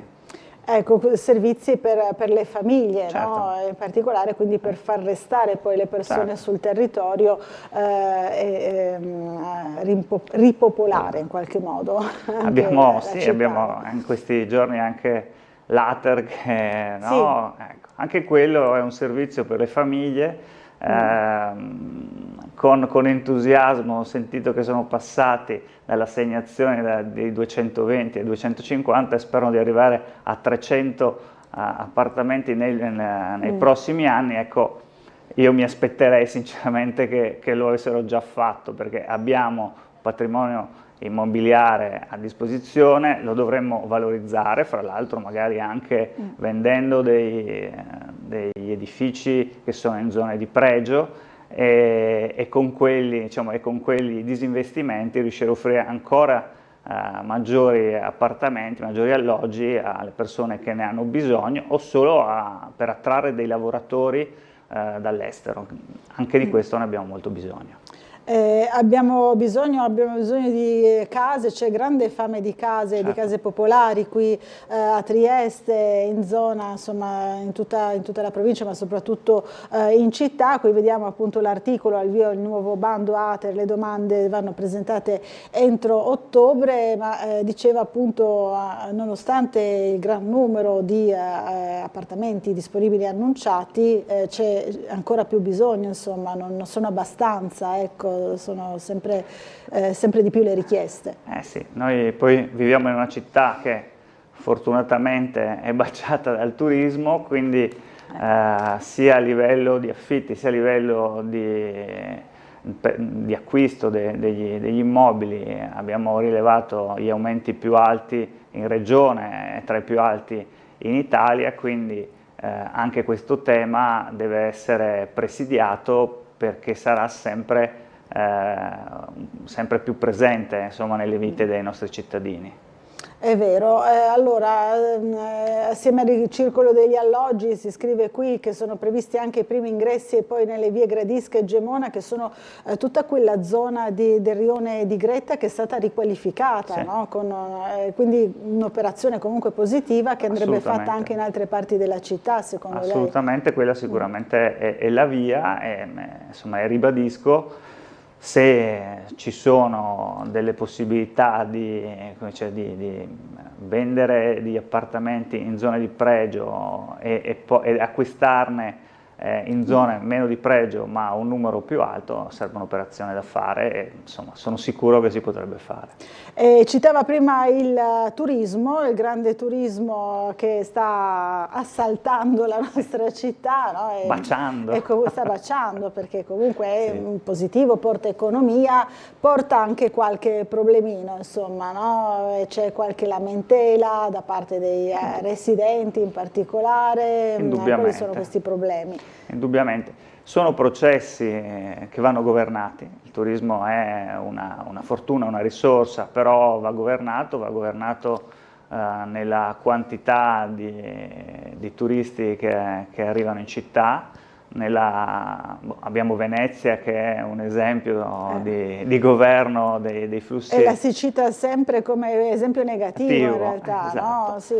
Ecco, adesso hanno introdotto un sistema per insomma, questo ticket, che io non sono particolarmente d'accordo sul far pagare le persone per entrare nella città, ma il governo dei flussi, quindi dare l'obbligo di prenotare per venire in città, questo potrebbe essere una soluzione. Ci sono tutti i B&B da governare e da gestire, come hanno fatto in altre città. Diciamo che è una risorsa sicuramente il turismo, se non governata è un problema. Se non governate è un problema, e si è parlato di turismo anche ieri, l'incontro che citavo prima dell'ex ministro del lavoro Orlando insieme ad altri esponenti del Partito Democratico ieri davanti ai cancelli della Flex, oggi Adriatronics di Trieste.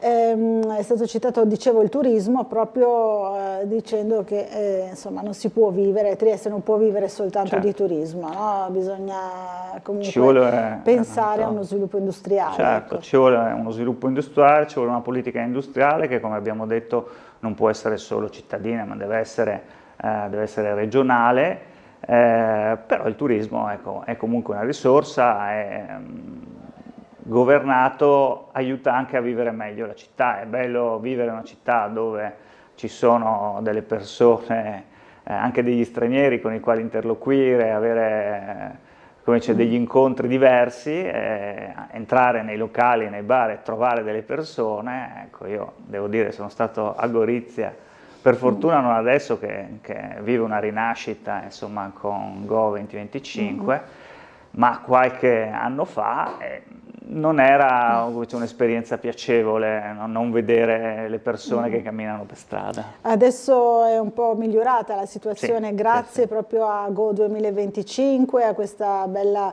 sinergia tra le due città, una volta separate, oggi unite, no, dal confine, quindi anche questo è un esempio insomma, da seguire per tutta l'Europa. Abbiamo sempre più bisogno di Europa da qualsiasi punto di vista.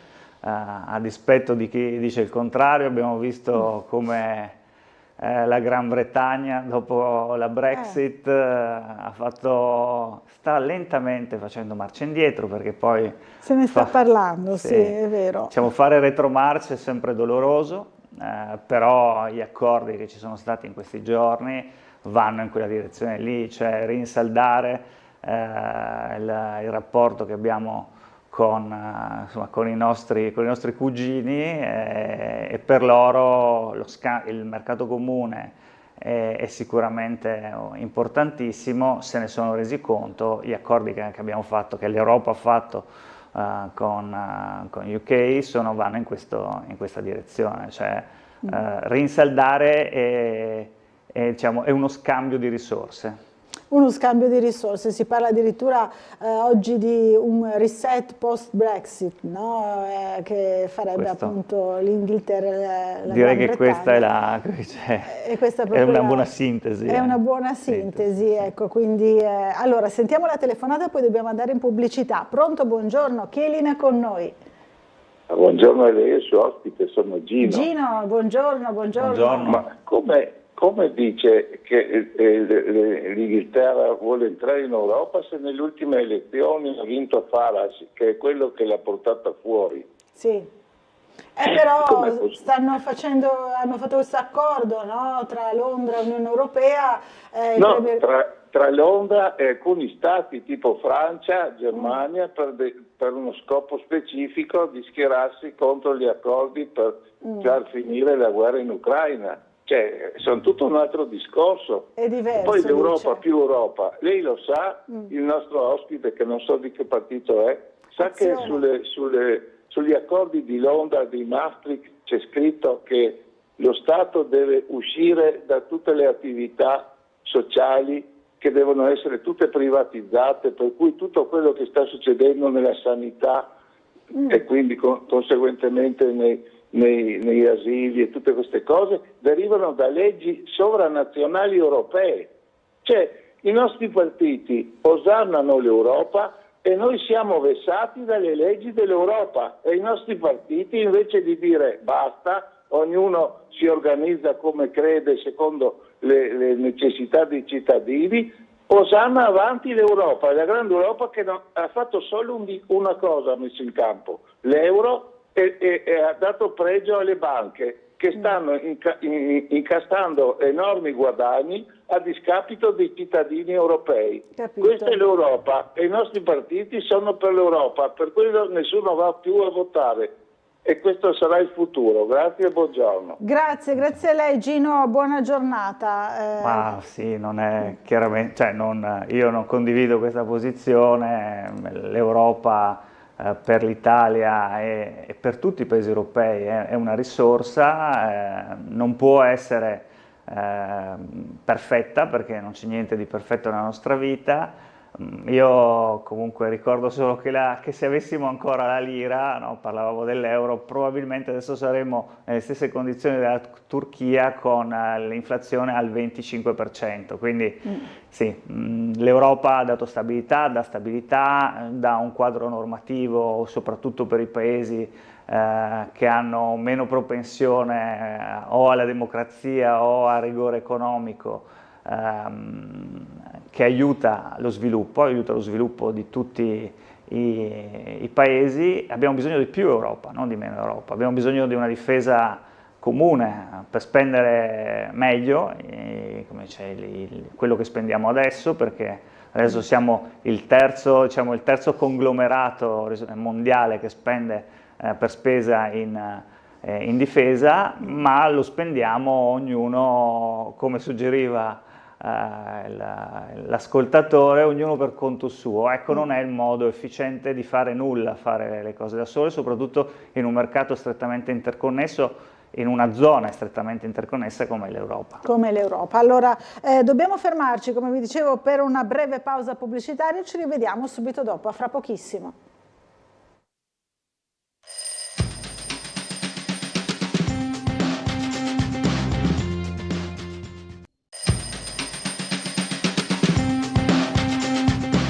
Eccoci in diretta, ancora in compagnia di Giulio Alfano di Azione. Lo ricordiamo, prima il signore diceva non so di che partito sia, di Azione di Trieste, e c'è il signor Vadim che ci scrive una mail sui referendum. Buongiorno, i nostri governanti ci invitano ad andare a prendere il sole a Barcola invece di partecipare al referendum di giugno.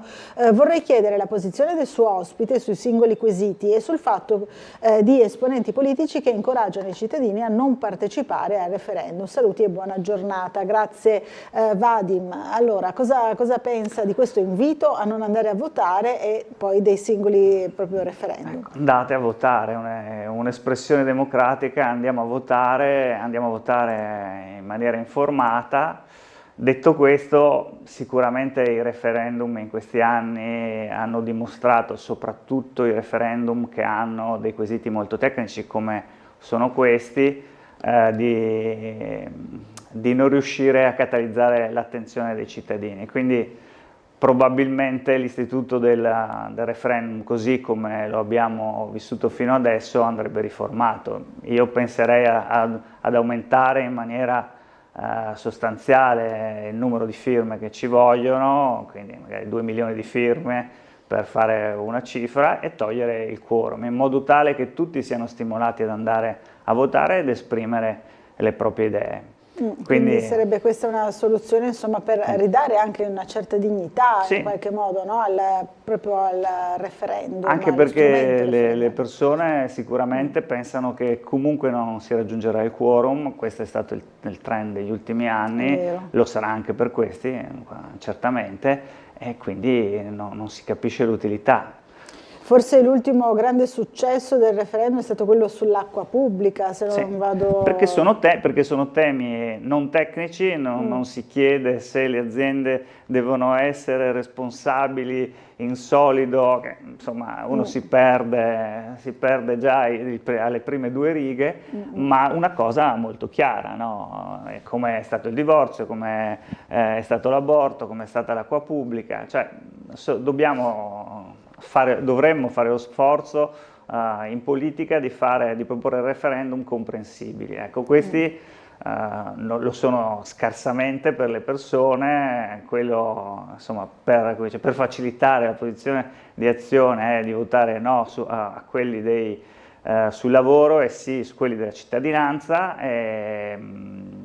perché il sì a quello della cittadinanza, che forse è quello che è più facile anche da comprendere, perché dopo 5 anni e non 10 è un periodo secondo noi corretto per sufficiente sì, per concedere insomma la cittadinanza a chi ha intenzione di rimanere sul nostro territorio, sul territorio italiano. Per farlo partecipare in maniera compiuta alla vita del nostro paese. Capito, mentre quelli sul lavoro sono contestati anche da alcuni sindacati, da altre forze politiche, insomma non sono così unanimamente esatto, non sono, e sono molto, molto tecnici, poi si chiede alle aziende di diventare, alle aziende e anche allo Stato di diventare, nel primo quesito ad esempio, di diventare responsabili per tutte le aziende nella filiera dei subappalti.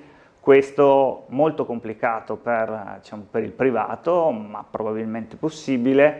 Per la pubblica amministrazione rasenta l'impossibilità e soprattutto bloccherebbe probabilmente tutti i cantieri e in particolare insomma, quelli del PNRR che ci sono attualmente. E quindi ecco, già capiamo quanto complessa sia, no, questa tematica e i quesiti del referendum in generale. Ecco, fra l'altro c'è oggi in prima pagina sul Sole 24 Ore proprio sul PNRR, no? Su come sono stati impiegati e a che punto sono poi, no? I lavori, da rivedere il 48% del piano. I ministeri chiedono ritocchi su 170 dei 351 obiettivi rimasti, molte le modifiche in particolare sulle ferrovie, dall'alta velocità al sud al terzo valico.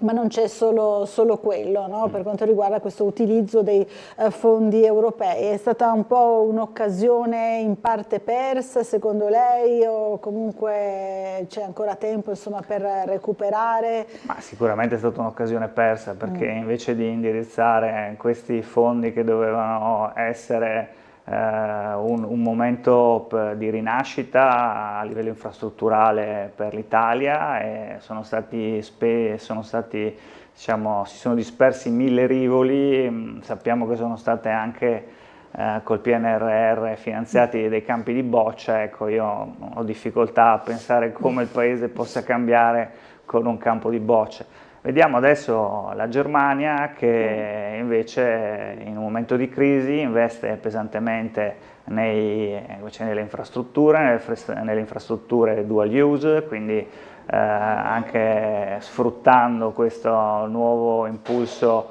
alla spesa sulla difesa. Ecco, quella sarebbe la via, sarebbe stata la via che avremmo dovuto adottare. Questo PNRR ci lascerà molti debiti da pagare e poche infrastrutture. Poche infrastrutture. Allora, Patrizia ci scrive: concordo con il signor Gino, per l'ospite in studio l'Europa è importante, ma per l'Italia come mai allora da 20 anni ci stiamo impoverendo sempre di più?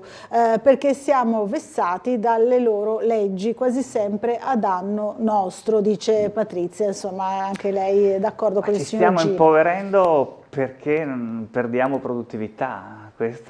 Siamo un paese che non riesce a aumentare la produttività in un mondo che invece aumenta la sua produttività, e questo per 1000 motivi, sicuramente per una alta burocratizzazione che non è certo colpa dell'Europa. Infatti negli altri paesi europei che pure vivono in Europa questi problemi non ci sono.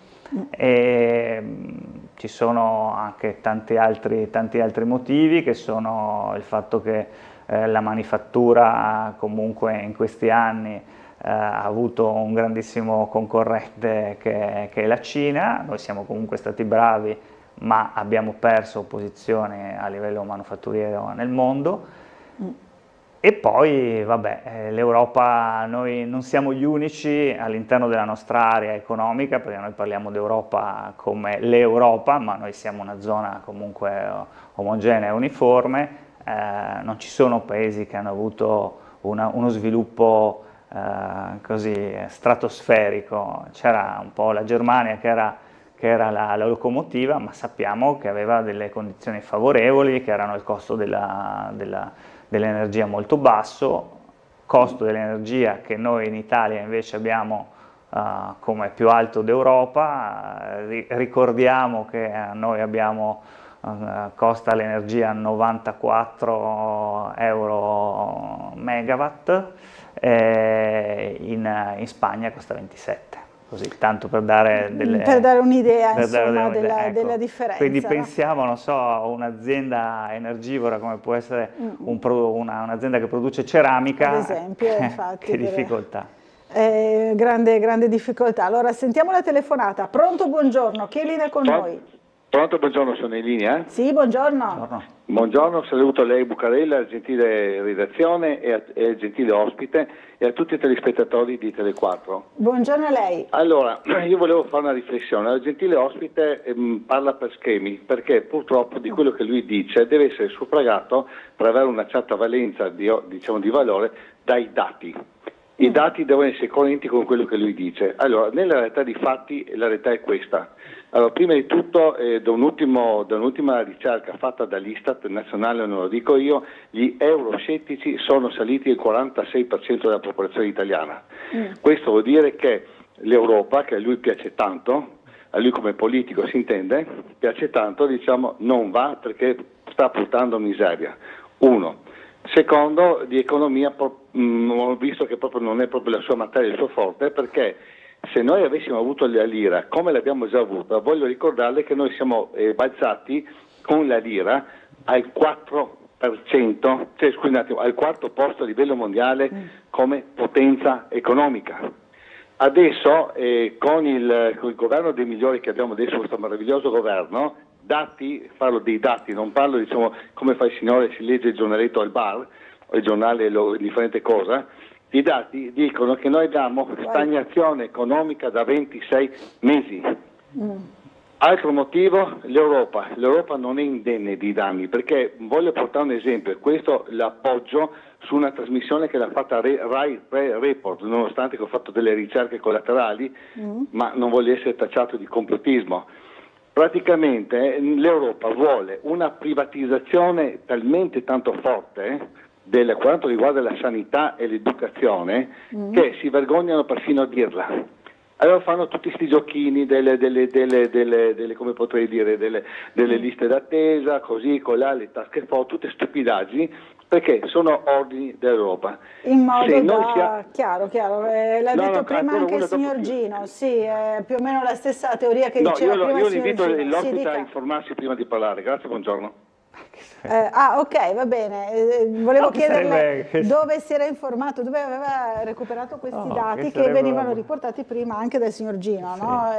Più o meno comunque gli euroscettici aumentano perché, come si dice, è facile dare la colpa a qualcun altro. Allora, è quello che fanno i nostri, che hanno fatto diciamo, le forze politiche che sono adesso al governo e continuano a farlo.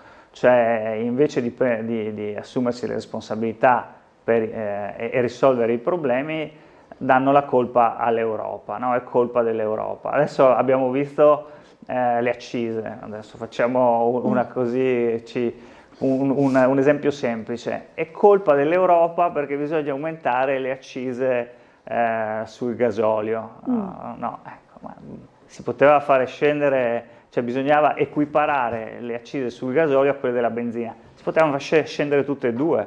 Il governo ha scelto di aumentarle, quindi sì, è facile dare la colpa a qualcun altro, bisogna guardarsi per provvedimenti che poi sono impopolari. Certo, no? certo, è colpa dell'Europa. Allora quando facciamo, ad esempio, i governi dicono che aumenterà l'IVA se non raggiungono certi obiettivi di bilancio, però nel governo successivo, quindi danno la colpa, spostano il problema in un momento successivo o in un luogo successivo. Ecco.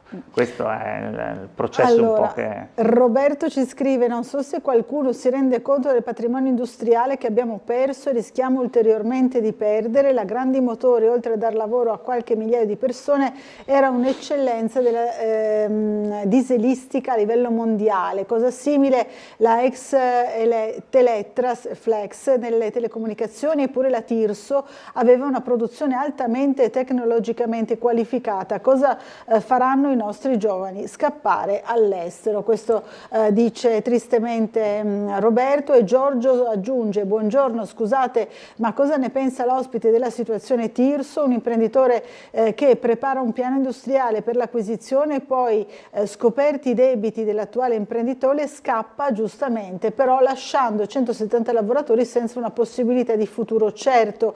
Ma la regione dov'è? Come è possibile tralasciare dettagli così importanti? Perché l'imprenditore attuale è a piede libero, dice Giorgio, insomma è arrabbiato anche sulla crisi Tirso. Diciamo no? che lo capisco, come dicevo poco prima, per situazioni così rilevanti sicuramente, avendo in mente una politica industriale, la regione potrebbe e dovrebbe intervenire, soprattutto perché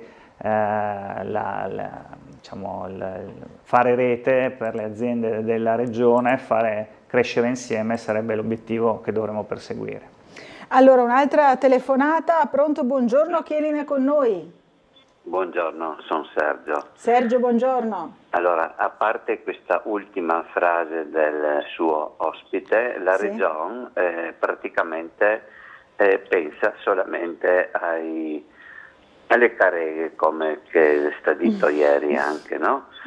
Quindi questi problemi dei lavoratori, delle ditte che investi o fa finta di investire e dopo scampa, no? I grampa e scampa, si dice a Trieste, no? Sì. Ecco, i grampa e scampa, no?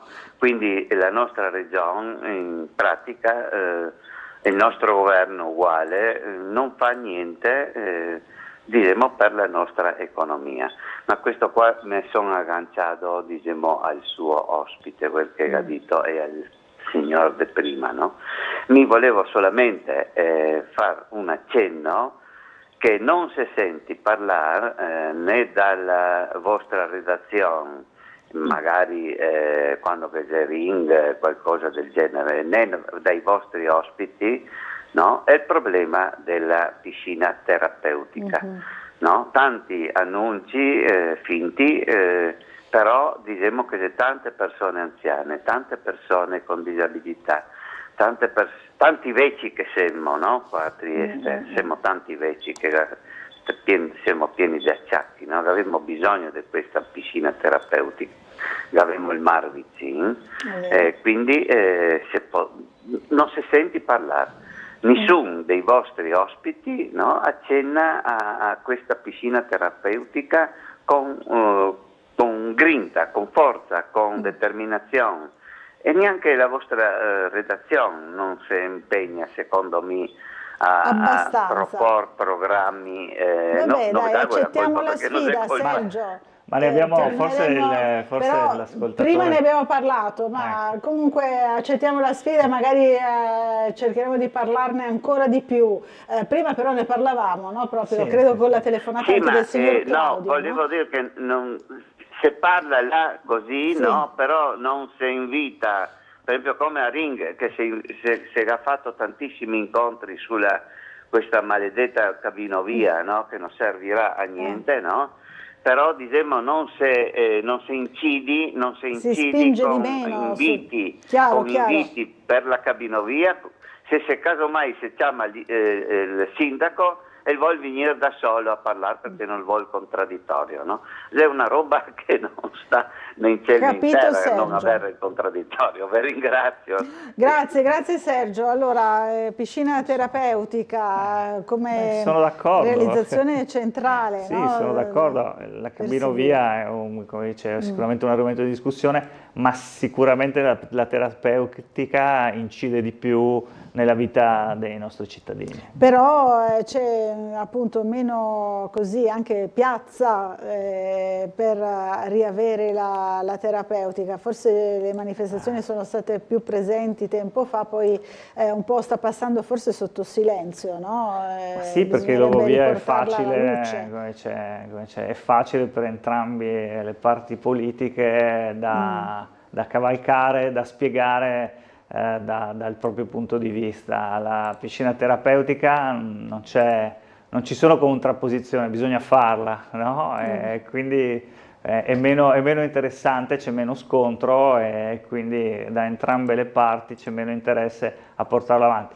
Però è un bell'invito quello di restare sul tema, secondo me. Assolutamente, assolutamente. Ci scrive Enrico invece, sì, ovo via, mai mollar, ci scrive proprio una bella cartolina, la possiamo far vedere, noi diamo sempre spazio un po' ai pro e ai contro, c'è anche chi la vuole, non solo quelli che ieri hanno protestato appunto perché assolutamente non la vogliono, ecco qui, grazie anche ad Enrico. Poi ci sono altre mail, quella di Daniela. Buongiorno, una domanda, quindi stiamo meglio con l'euro, stavamo peggio con la lira? Una domanda diretta, secondo Daniela evidentemente non è così. Ma stavamo meglio con la lira perché era un altro paese, erano altri tempi, noi eravamo un paese che marciava, che era in pieno sviluppo, c'era un'altra situazione, non c'era la Cina, non c'era la concorrenza dei paesi asiatici in generale, non c'è solo la Cina perché c'è la Corea, ci sono altri mercati, non c'era l'India, cioè non c'erano altri mercati molto più forti. L'Italia in quel momento era invece la Cina di questi anni, perché era un paese che faceva produzione industriale a basso costo. Era un altro paese, era un'altra epoca. Un'altra epoca. Si stava meglio, probabilmente, non lo so, diciamo che era sì. diverso. Sì, probabilmente era sì. Lo scrive anche Patrizia, ad esempio, dello stesso tenore, insomma la sua mail chiede un po' di realtà all'ospite, non si può negare l'evidenza, con l'entrata in Europa siamo regrediti economicamente, abbiamo perso potere d'acquisto. Si fa questo parallelo. Qua si no? confonde le cause con l'effetto. No? Adesso pensiamo solo a cos'è l'India come potenza a livello industriale e la Cina è uguale. Sono miliardi di persone che lavorano e che producono. Non c'erano quella volta lì, erano paesi inaccessibili, quindi noi vivevamo in un mondo completamente diverso. Era meglio? Probabilmente, cioè si stava meglio in quel mondo lì, sì, anche perché avevamo aspettative diverse, non eravamo già al top come livello di benessere, sempre rapportato ai paesi in via di sviluppo, ecco, no? Però forse anche l'aspettativa, no? Era diversa e quindi... sicuramente i miei figli hanno aspettative diverse da quelli che avevo io alla loro età. Sicuramente. Allora l'ospite non sa, scrive ancora Gino, che a causa delle direttive UE abbiamo l'obbligo di pareggio di bilancio. L'Italia versa ogni anno all'Unione Europea 20 miliardi all'anno e ne recupera metà. Questo da quando siamo nell'Unione Europea. Il nostro debito pubblico corrisponde agli interessi pagati alle banche. Io voglio chiedere a Gino se lui nel suo budget familiare spende più di quello che guadagna e lo fa da 30 anni. Io penso di no. Ecco, l'Italia fa questo, spende più di quello che produce e lo fa da 30 anni e ogni anno lo fa di più. Quindi il fatto che l'Europa ci inviti o ci faciliti un rigore di bilancio è una cosa positiva, perché se no noi saremmo, la traiettoria sarebbe quella dei paesi dei paesi in via che falliranno, ecco, l'Argentina mi viene in mente, ma insomma quella è la traiettoria se noi non abbiamo delle politiche di bilancio intelligenti e cautelative. Allora, qui ci manda Giorgio una foto, insomma, gira sui social questo confronto, no, tra le 10.000 lire e i 5 euro di oggi.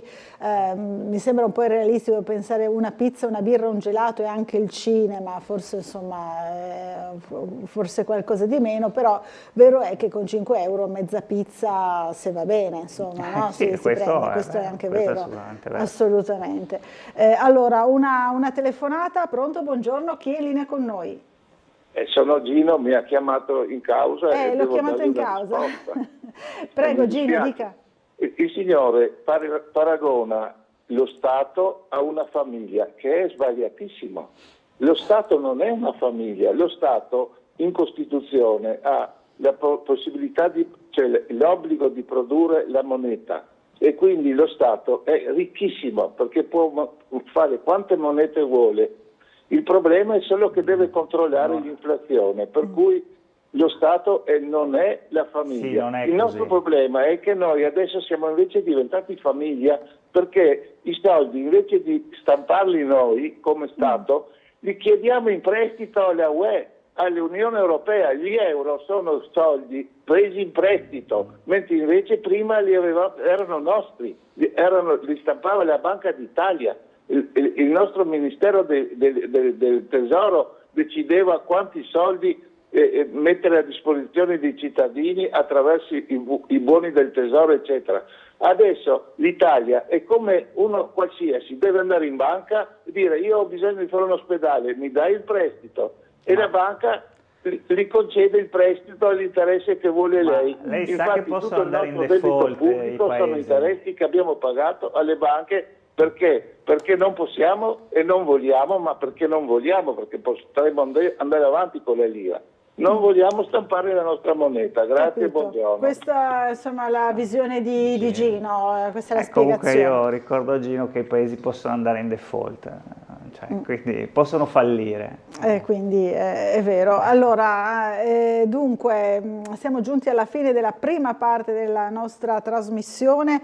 Volevo solo segnalare, ci vengono segnalati dai carabinieri 2 incendi a 2 automobili in via Benussi questa mattina presto, intorno alle 5. Sono state incendiate due automobili, gli equipaggi appunto del radiomobile sono andati sul posto, hanno identificato i proprietari delle 2 macchine coinvolte, di cui una lievemente, mentre l'altra più gravemente avvolta dalle fiamme, che sono state spente dai vigili del fuoco, e le vetture sono a disposizione dei proprietari. Ora si è cercato tramite carri attrezzi di rimuoverle, ma senza avere ancora risposta positiva, pertanto è stata rimandata la rimozione a carico del proprietario della macchina più danneggiata. Insomma, questo è un altro episodio di incendio ad autovetture, abbiamo già visto altri episodi simili nel recente passato. Questa volta è successo in via Benussi, all'altezza del civico numero 5. Grazie anche per questa tempestiva comunicazione, insomma, da parte dei carabinieri. Io ringrazio molto Giulio Alfano per essere stato con noi questa mattina. Grazie a voi. A tornare a trovarci presto qui a Sveglia Trieste. Volentieri. Grazie, noi ci fermiamo per un po' di pubblicità, come vi dicevo prima. Fra poco c'è con noi Enrico Bullian del Patto per l'Autonomia Civica Friuli Venezia Giulia, consigliere regionale. A fra poco.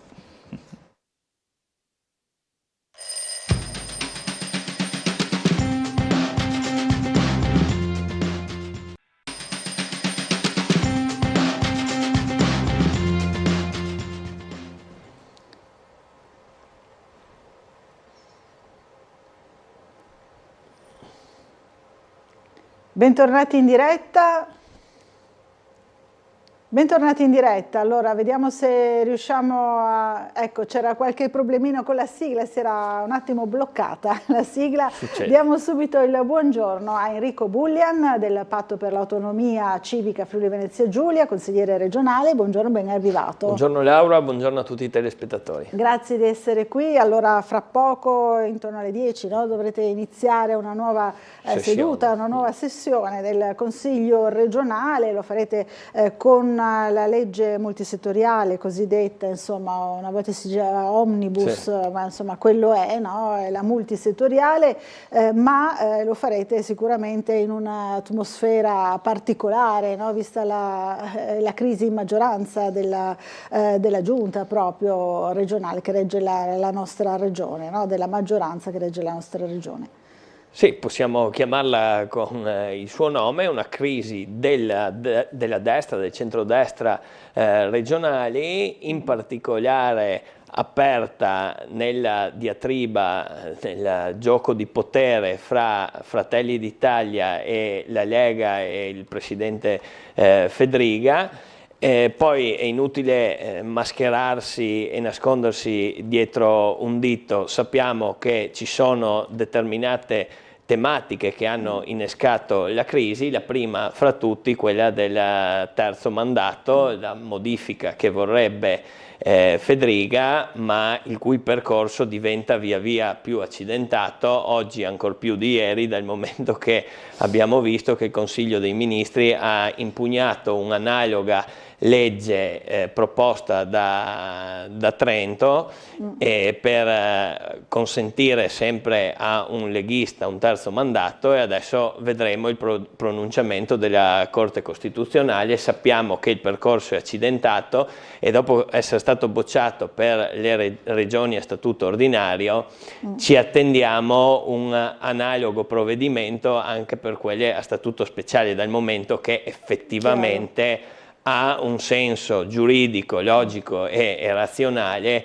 che almeno su questo a livello nazionale ci sia un'omogeneità, no? E quindi la forzatura che sta portando avanti Fedriga e la Lega appare piuttosto marcata per il nostro ordinamento, che è fatto di pesi e contrappesi, e dopo l'elezione diretta del Presidente della regione, quindi Fedriga nel nostro caso, è chiaro che ci debbano essere dei contrappesi, uno dei quali era la durata dei mandati. Crediamo che in 10 anni uno possa già esprimere in maniera molto vistosa le politiche nelle quali crede, no? Chiaro. E il fisiologico deve essere il ricambio, e quindi da questo punto di vista chiaro che la polemica poi è tutta interna alla maggioranza, che in questo caso non ha dato buona prova di sé su questioni molto rilevanti. Spesso si vendono come quelli compatti, coesi, che vanno al di là delle logiche di potere, invece questa è una becera guerra di potere interna che compromette chiaramente un sereno amministrare nell'interesse dei cittadini e della collettività. Chiaro che sullo sfondo ci sono anche altre questioni, il casus belli l'hanno fatto emergere Fratelli d'Italia, in particolare sulle posizioni della sanità pordenonese. No? Credo anche in chiave molto strumentale, francamente. Quindi un attacco insomma su questo. Ho letto un intervento del vostro capogruppo invece Moretuzzo che dice la buona autonomia, questo del patto per l'autonomia, quindi insomma il tema interessa da vicino, la buona autonomia non c'entra nulla con il terzo mandato, no? Spieghiamo un pochino questo ai nostri telespettatori. Sì, che è in linea con quello che ho appena detto, dicendo, che ha senso anche per evitare ulteriori personalizzazioni della politica, perché possiamo anche dire che dove ci sono stati nel tempo dei presidenti di regione che hanno visto più di 2 mandati non è che sia finita benissimo. Citiamo Formigoni in Lombardia o Galán in Veneto, no? Per esempio. Perché dopo è chiaro che è una definizione un po' mediatica, no? Che è stata anche utilizzata, quella di aver creato dei viceré. Crediamo che per 10 anni sia un tempo assolutamente sufficiente. Poi Moretuzzo nell'intervento citava vari campi dove l'autonomia non è stata propriamente esercitata nel pieno delle sue possibilità a livello regionale. Ai campi che citava lui possiamo anche aggiungere un caso concreto che è proprio avvenuto di recente in questa legislatura, che riguardava proprio il fine vita, che paradossalmente la nostra regione, ovvero la maggioranza del Consiglio regionale, su una norma che a livello popolare sicuramente incontra il favore delle persone, e tutti i sondaggi lo stanno a testimoniare, sul fine vita si è arroccata dietro la competenza esclusiva statale. Ciò appare veramente paradossale. Si rivendica in ogni occasione, soprattutto da parte della Lega, a livello nazionale, a livello regionale si sbandiera questa autonomia, poi anche quando... nel vicino Veneto poi, no? Chiaro, avevamo Zaia che la pensava in maniera esattamente opposta a Fedriga. Tuttavia anche il Veneto ha avuto poi difficoltà nel momento di votazione in Consiglio regionale. Fortunatamente abbiamo in questo caso la regione Toscana, che ha approvato la prima legge regionale.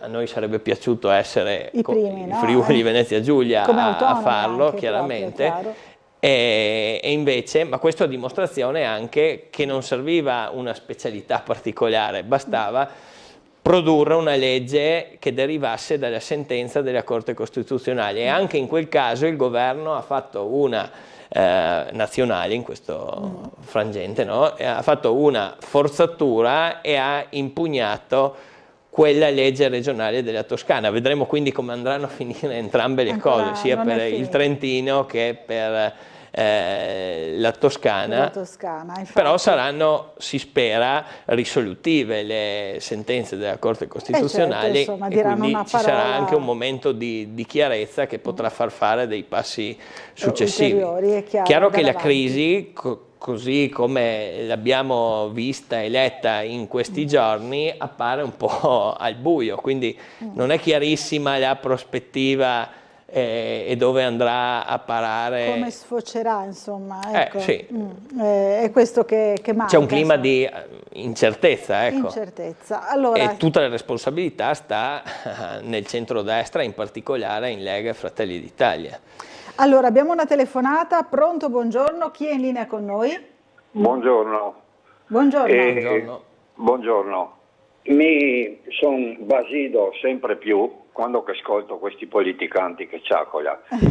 Stiamo parlando del terzo mandato, stiamo parlando di una persona che aggacia il 70 e passa per cento dei voti. Mi capisco che il giovinotto che sei là e ai suoi compagni di merende che fa voi alla carrega, però se sta in Italia un individuo che è stato in Parlamento 70 anni, signor Cogliocciai non ha niente cosa dire, 70 anni, e adesso è di 10.000 euro di pensione di questo signore, che va al primogenito, perché i politicanti, tutti d'accordo, ha fatto la legge per cui se muore il titolare che va la moglie, se muore la moglie la pensione che va al figlio, lei che la si chiama sinistro, lei che le ha 6.000 euro al mese di stipendio, che è una vergogna.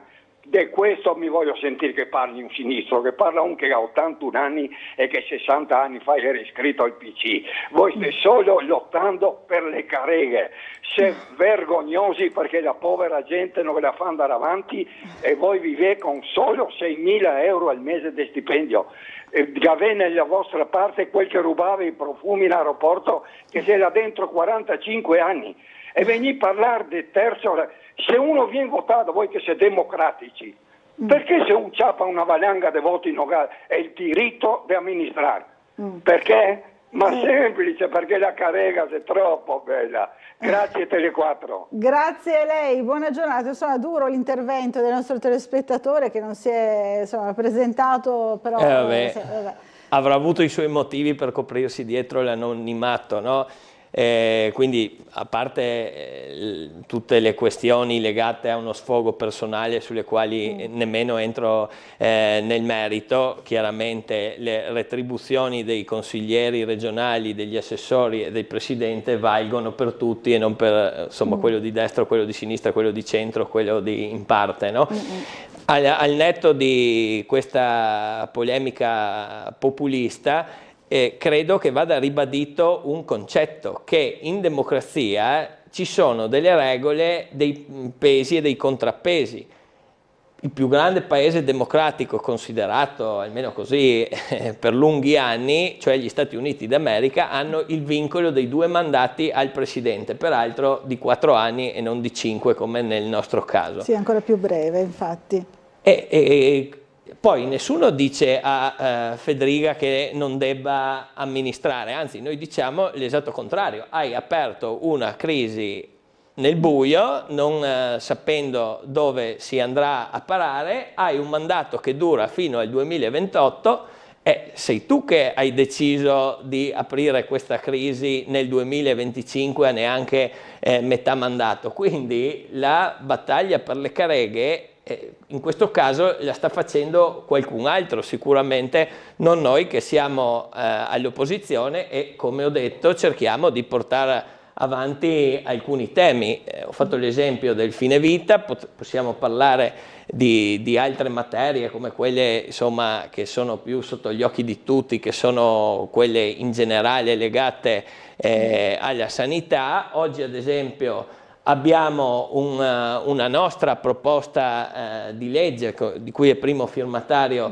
Moretuzzo, che andrà in discussione in Consiglio fra qualche ora e che riguarda la clausola valutativa della riforma della pubblica amministrazione, la cosiddetta riforma Roberti, che noi denunciamo da anni non essere stata una buona riforma e per certi aspetti addirittura fallimentare. Non ha favorito le aggregazioni dei comuni. Sappiamo che i comuni, specialmente quelli medio-piccoli, sono fondamentalmente in estrema difficoltà, se non proprio alla canna del gas. Ci sono milioni di euro fermi che potrebbero essere utilizzati sia per investimenti sia per erogare i servizi, ma i comuni non sono nelle condizioni di farlo, e questa è una situazione generalizzata, e la clausola valutativa dovrebbe servire proprio a questo. Nel momento in cui le comunità, cioè le aggregazioni fra comuni, non partono, le fusioni dei piccoli e medi comuni sono ferme da anni, non c'è una grande prospettiva e si reintroducono le province. La clausola valutativa dovrebbe come si attua la legge, dovrebbe servire in primis a chi governa e amministra, per avere una base solida, razionale e scientifica sulla quale poter imbastire la successiva azione di governo. E invece, se verrà confermato il voto della Commissione, anche una norma di buonsenso, cioè introdurre la clausola valutativa dentro questa riforma della pubblica amministrazione, che dicendocela tutta doveva essere messa dall'origine. Quasi tutte le norme hanno nel proprio seno una clausola valutativa che fa sì che ogni tot tempo il Consiglio regionale possa avere insomma i dati e le ricadute di questa attuazione della legge. E in questo caso misteriosamente ciò non avviene. Sappiamo che abbiamo fermi nelle casse dei comuni oltre 800 milioni di euro. E qui c'erano state anche degli studi della Corte dei Conti che aveva detto che più i comuni sono piccoli, meno efficace è la loro azione amministrativa. Se poi vogliamo continuare a nascondere la testa sotto la sabbia e dire che è sempre meglio l'avanzo che il disavanzo, e su questo siamo tutti d'accordo, però nemmeno tenere ingenti risorse ferme nelle casse dei comuni può in qualche modo insomma, essere considerato una buona amministrazione. Noi su questo cercheremo di intervenire, al di là insomma, delle polemiche e degli sfoghi che lasciano il tempo che trovano. Allora, dobbiamo fermarci per una pausa pubblicitaria, ci rivediamo subito dopo ancora in compagnia di Enrico Bullian. A fra poco.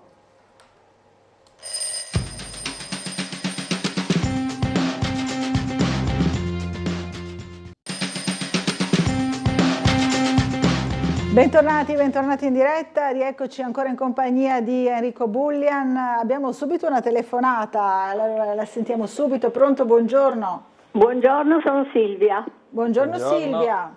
Buongiorno. Allora, io volevo dire una cosa. Anche un elettore, un cittadino elettore, no?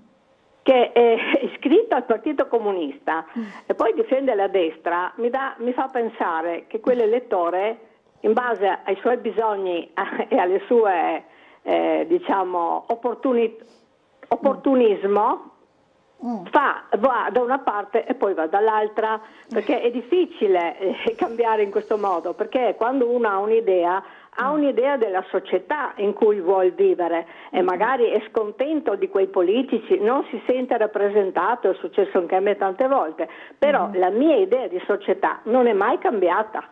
Da quando avevo 18 anni, da quando sono andata anche a votare, per dire, no? Certo. Non potrei mai diventare di destra, ecco, non sono mai stata comunista, ma non potrei mai diventare di destra perché ho un altro tipo di idee, punto. Chiaro. Quindi anche l'elettore è opportunista, se vogliamo. Allora, io sognerei non solo che non ci fosse neanche il secondo mandato, perché una persona in 5 anni, facciamo 5 anni il mandato, non 4, in 5 anni può fare tante cose se si mette di buona lena e se si circonda di gente capace. Non vorrei mai e poi mai un mandato neanche a livello governativo, più di 1, 2, diciamo 2, ma non neanche non lo vorrei. No, non è giusto, perché qui siamo in monarchia, è più democratico Re Carlo, mi sembra, che il nostro governo. Cioè, queste cose, queste personalizzazioni, questa non mollare l'incarico è una cosa deleteria. 30 anni, ma tutti sono lì 30, 40, 50 anni, tutti. Il Movimento 5 Stelle aveva tolto i vitalizi, diciamolo, perché quello aveva fatto, e sono stati rimessi da tutti, da quelli che piacciono al Signore a quelli che non piacciono. Tutti erano d'accordo, e quel vitalizio che nominano sempre, perché probabilmente si riferiva a Napolitano, ma non è solo lui, tutti hanno quei vitalizi, tutti hanno quelle pensioni, quindi ci si metta d'impegno e finiamola con queste cose. Un'altra cosa, il quorum delle elezioni politiche, dovrebbe esserci un quorum, perché così non possiamo più andare avanti, perché con un pugno di voti ci governano. C'è un premio di maggioranza esagerato che gli dà potere. Questa cosa qua non è democratica. Cioè, le elezioni dovrebbero fallire se non superano, se non riescono a raggiungere il quorum, e voglio vedere poi cosa succede. Io la penso così, non mi piace questo modo che la gente non va a votare e poi siamo governati da uno sputo di voti praticamente. Quindi secondo me è tutto da rifare la nostra politica in Italia. Grazie e buongiorno. Grazie Silvia, buona giornata. Questa è la posizione della signora Silvia, cosa ne pensa? Intanto Silvia ha dimostrato coerenza nel proprio pensiero e ha, come dire, individuato una falla critica nella chiamata precedente, sulla quale non mi sono nemmeno soffermato. Giusto una nota sui vitalizi: in regione non ci sono e non sono stati reintrodotti una volta che una decina d'anni fa sono stati rimossi, quindi questa è la situazione perlomeno a livello regionale. Sul numero di mandati io credo sia molto diverso i mandati in ruoli come componente di un'assemblea legislativa rispetto al terminale di un potere esecutivo. Cioè, se hai funzioni di governo, il potere che ha il presidente, ad esempio, della regione è molto superiore a quello del singolo consigliere regionale, e quindi tanto più è importante un limite ai mandati perlomeno consecutivi, no? Certo. E stessa cosa vale per gli altri ordini di governo. Teniamo presente che la destra regionale ha questa crisi, se vogliamo anche della vocazione politica, che la si vede sia nell'elettorato passivo, cioè pochissime persone ormai vanno a votare, 1 su 2, no, degli aventi diritto, ma la si vede anche come calo di vocazione delle persone che si candidano, che si impegnano, e questo in politica, soprattutto nelle amministrazioni locali, quindi nei comuni. Nella tornata elettorale di quest'anno c'erano 4 comuni, ma nel 2024 c'erano oltre un centinaio di comuni che andavano al rinnovo elettorale. Di questi un quarto, vado a memoria, dovevano essere circa 27, e un quarto avevano un unico candidato a sindaco, e la maggioranza regionale come risposta aveva abbassato, sì, in quel caso il quorum al 40% per evitare il rischio di dover mandare un commissario, che anche questa non è il massimo della scelta all'interno di un ordinamento democratico. Infatti, appunto. Assolutamente. E quindi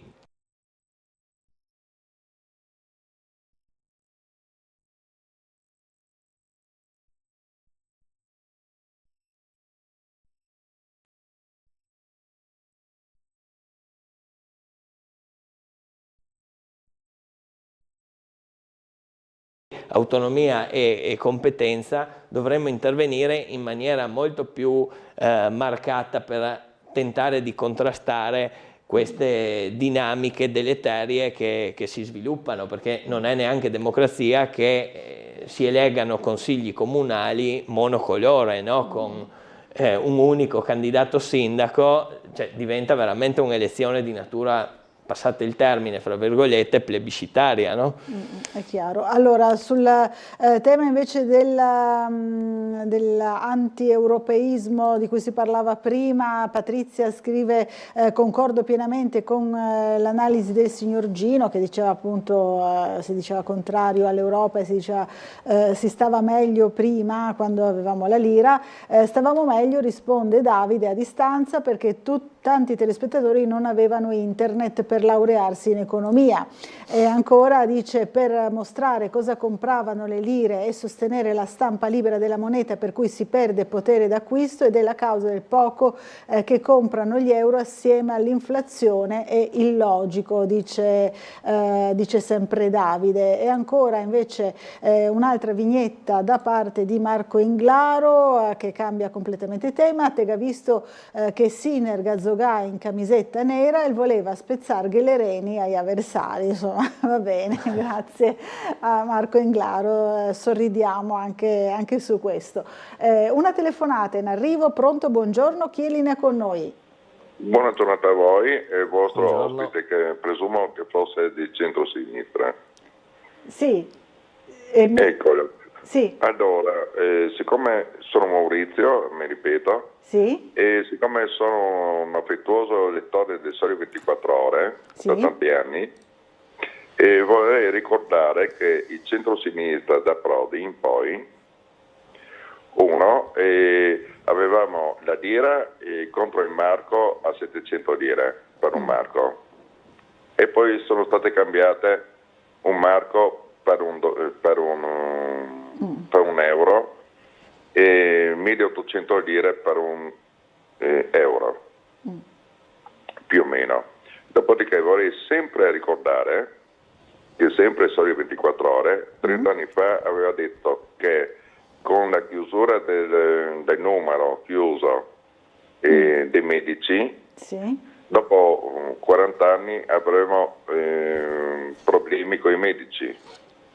Poi sono state cambiate le regole per l'infermiere, che una volta avevamo l'Ascoli che dopo 2 anni di medie e facevano 3 anni di Ascoli, erano infermiere generiche e adesso devono fare l'università, quindi tutto quanto si è spostato in avanti. Poi sempre ricordo ai signori del centro-sinistra che per i dipendenti statali l'unico aumento dei stipendi e l'adeguamento è stato con il governo Berlusconi. Questo non vuol dire che sono di centrodestra. Dopo vorrei dire ancora una cosa: per i mandati dei politici sarebbe corretto, siccome siamo in democrazia, vuol dire potere del popolo, e sarebbe giusto mettere il candidato uscente che è in carica più di 2 o 3 avversari. Quindi se il popolo decide di chi fa comandare, questa sarebbe democrazia. Punto. Grazie. Va bene, buona giornata. Grazie, buona giornata a lei Maurizio. Insomma, tanta carne al fuoco mette, no, Maurizio? Sì, non ho capito perché si rivolgeva direttamente a me sul tema dei valori europei e dell'impostazione dell'Unione Europea, citando anche il Sole 24 Ore, che è un importante quotidiano economico dal quale tutti traiamo spunto. Ciò detto, è chiaro che il mio pensiero è profondamente europeista e partirei da un dato di fatto che veramente non riesco a cogliere le motivazioni di continue polemiche anti-europeiste. In un mondo interdipendente nel quale ci sono dei poli che non sono comparabili ai nostri singoli stati, ma sono comparabili eventualmente all'Unione Europea e alla capacità che ha di rappresentare un unico continente. Se ci interfacciamo con Russia, Cina, Stati Uniti d'America, pensiamo di farlo come Belgio, Lussemburgo, Italia, no? In rapporti bilaterali, Francia, Germania, eccetera, o pensiamo che possa essere più utile per tutti sotto ogni prospettiva economica, quindi degli scambi commerciali, del mondo del lavoro, della gestione dei fenomeni migratori, della gestione del fisco, della sanità, della gestione di pandemie che sono avvenute e potranno ancora avvenire. Lo possiamo davvero fare come singoli stati nazionali europei come poteva avvenire decenni o secoli fa? Evidentemente no, perché in un mondo dove esistono queste potenze che sono gli Stati Uniti, la Cina, per certi aspetti purtroppo anche la Russia, perché vediamo insomma la politica di potenza di quello Stato a cosa ha portato con la guerra in Ucraina. Dobbiamo avere un'Unione Europea che funzioni nella miglior maniera possibile, che superi determinati limiti che da decenni conosciamo, come il diritto di veto dei singoli stati membri, che ovviamente in Europa 27 frena qualsiasi possibilità anche di autoriforma, oltre che di gestione dell'ordinario e di possibili piani di investimenti, no? Allora io credo che si debba partire da questa consapevolezza. Se invece usiamo il nostro tempo e le nostre risorse intellettive per tentare di demolire l'Europa, che ci ha dato un mercato comune, la possibilità di spostarci liberamente internamente ai suoi confini, ci ha dato un peso politico complessivo che altrimenti avremmo definitivamente perso a livello mondiale. Se ignoriamo tutte queste condizioni, vabbè, allora ci sfoghiamo come è successo nella prima chiamata, ma non otteniamo nessun elemento costruttivo per costruire un futuro più stabile per le generazioni europee, e se c'è un'Europa forte, a mio avviso ne beneficia anche l'intero pianeta, perché io credo che nonostante i 1000 difetti, se per assurdo mi dovessero chiedere in che luogo vorrei rinascere una seconda volta, allo status quo, cioè nel momento attuale, io credo che gli stati europei siano ancora il luogo migliore dove uno possa sviluppare la propria personalità in pace e serenità, ecco. Allora, dobbiamo fermarci per l'ultima pausa pubblicitaria della mattinata, a fra pochissimo.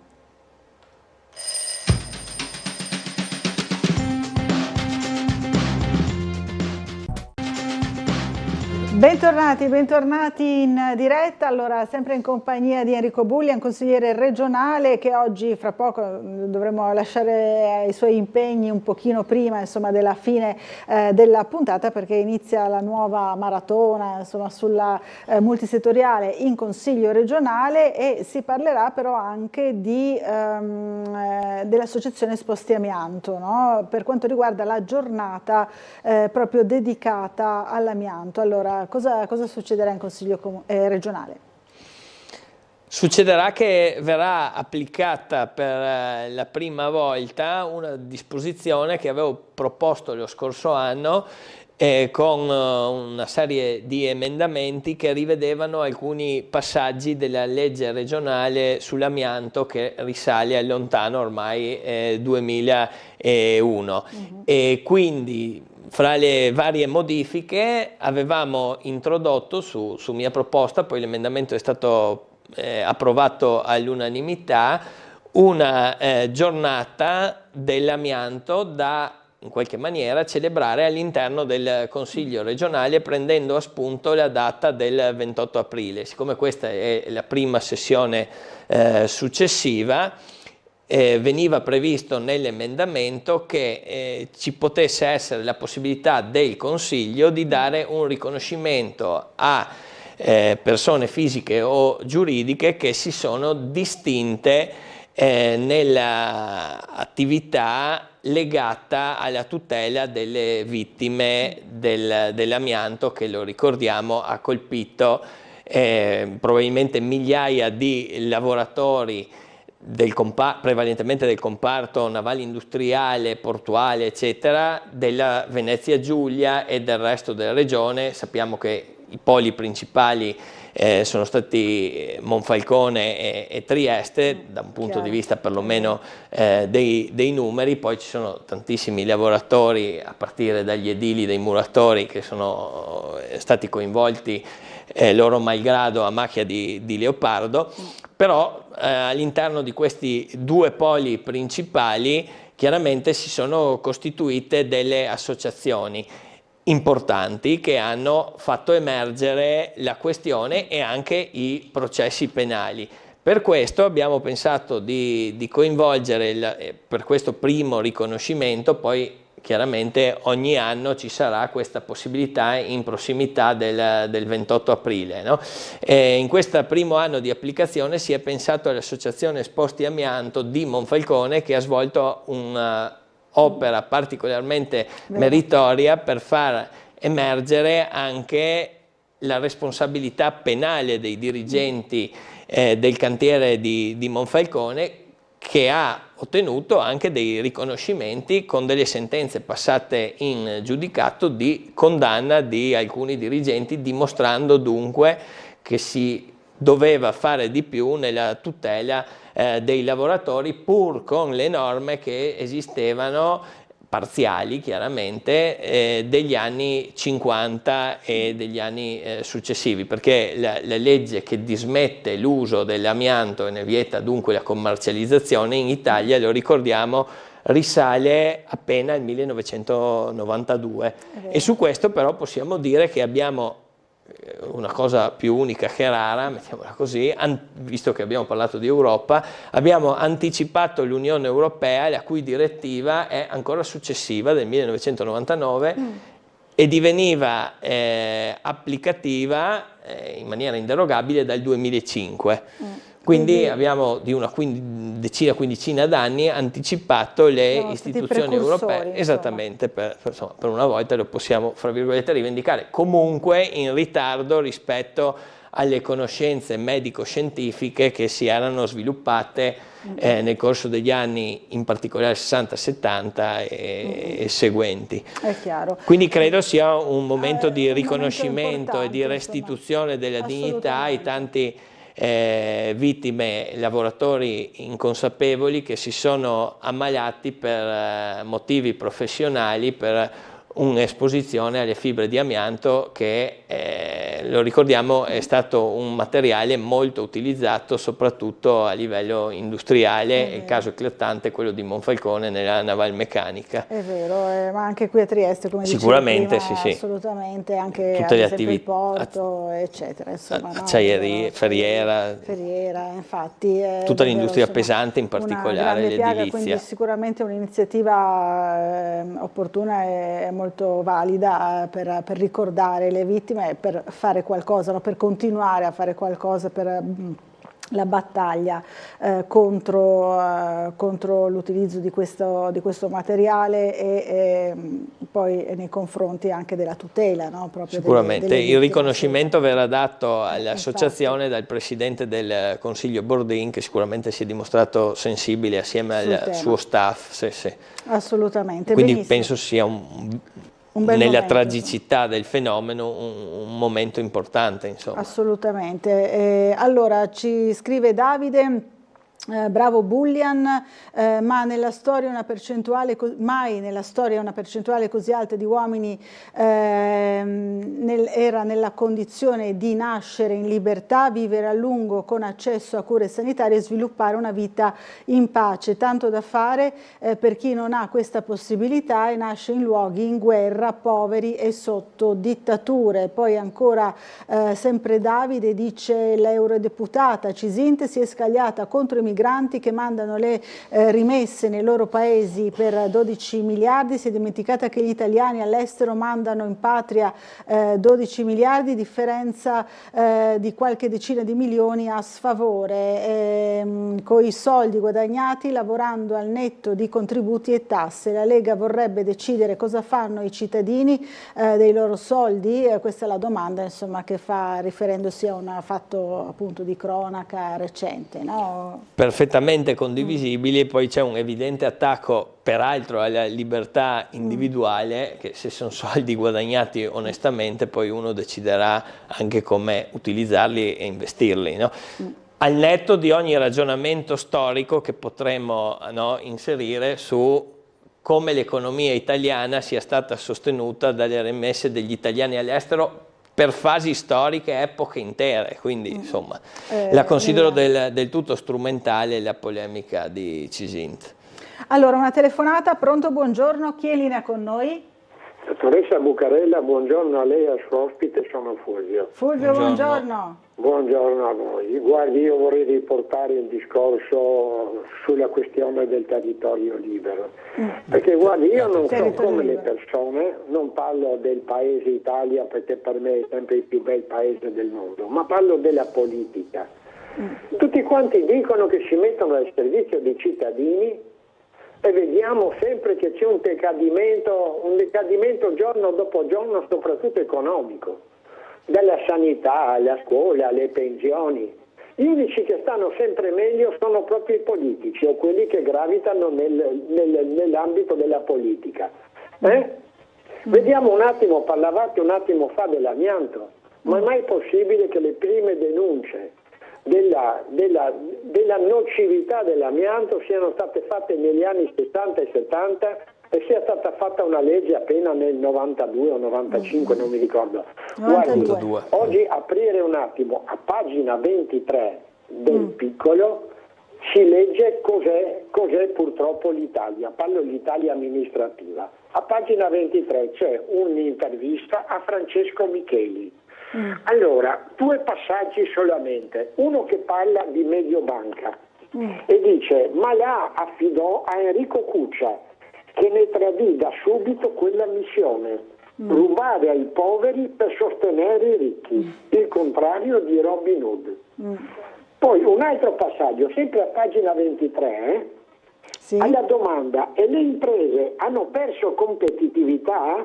Certamente. Molte piccole e medie imprese avrebbero potuto essere accompagnate in percorsi di sviluppo, ma il capitalismo italiano ha un'altra tara di fondo, una giungla di oltre 200.000 leggi e regolamenti che fanno perdere tempo. Allora, questo non voglio nel territorio libero, per questo quindi la che siano applicati i nostri diritti. È legge della Repubblica Italiana. Stiamo affondando insieme alla barca Italia. A me dispiace per tutto il popolo italiano, ma non abbiamo colpa noi se hanno una classe politica che a dir poco è vergognosa. Capito, grazie Fulvio. E una buona giornata a tutti. Grazie, buona giornata a lei. Insomma, per l'applicazione delle leggi riguardanti il territorio libero di Trieste, diceva appunto sulle imprese che in Italia hanno perso competitività. La risposta era appunto il capitalismo italiano ha un'altra tara di fondo, una giungla di oltre 200.000 leggi e regolamenti che fanno perdere tempo, la risorsa più preziosa, no? Se la prendeva soprattutto con questo, no? Leggi lacci e lacciuoli, come si dice, no? In gergo. La superfettazione normativa, ecco, come si dice a livello nazionale e non solo nazionale, dobbiamo dire, perché l'Unione Europea su questo ci mette del suo. Ci mette molto del suo, è vero. E nota. Tuttavia io credo che per avere delle prospettive credibili di sviluppo dobbiamo rimanere nei ordinamenti giuridici politico-giuridici che ci siamo dati, quindi lo schema delle regioni dentro uno Stato nazionale, dentro un'Unione Europea che nella mia ottica prima si sviluppa in Stato autenticamente federale meglio è, credo sia questa la dimensione nella quale dobbiamo muoverci, non andando a rivendicare autonomismi o indipendentismi esagerati e superati, insomma.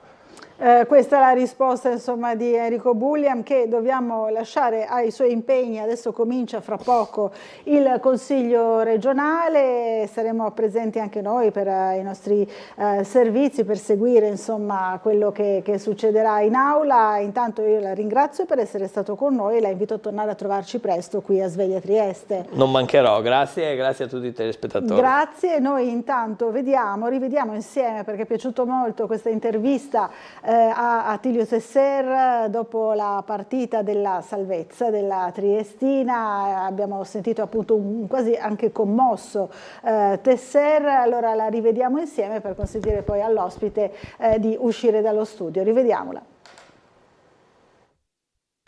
Quando parlo di comunità, un giorno è venuto 2 o 3 volte a trovarmi Renato, ex magazziniere, che è qui 93 anni, con la macchinina, con le lacrime. L'ho portato in spogliatoio da un paio di giocatori e uno mi ha detto dopo settimane: sa mister, sono rimasto colpito da quell'uomino lì.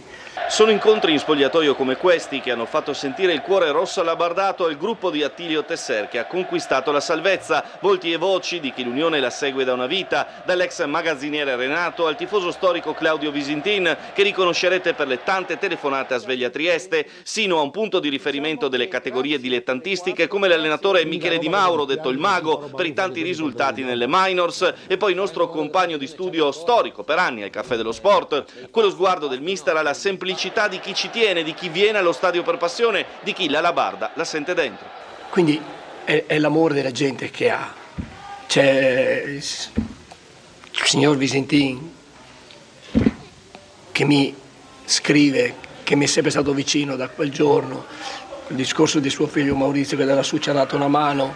Ci sono tante altre persone, Michele, detto il Mago, che mi manda messaggini, che mi chiama e che mi dice forza, ti siamo vicini, Virgilio.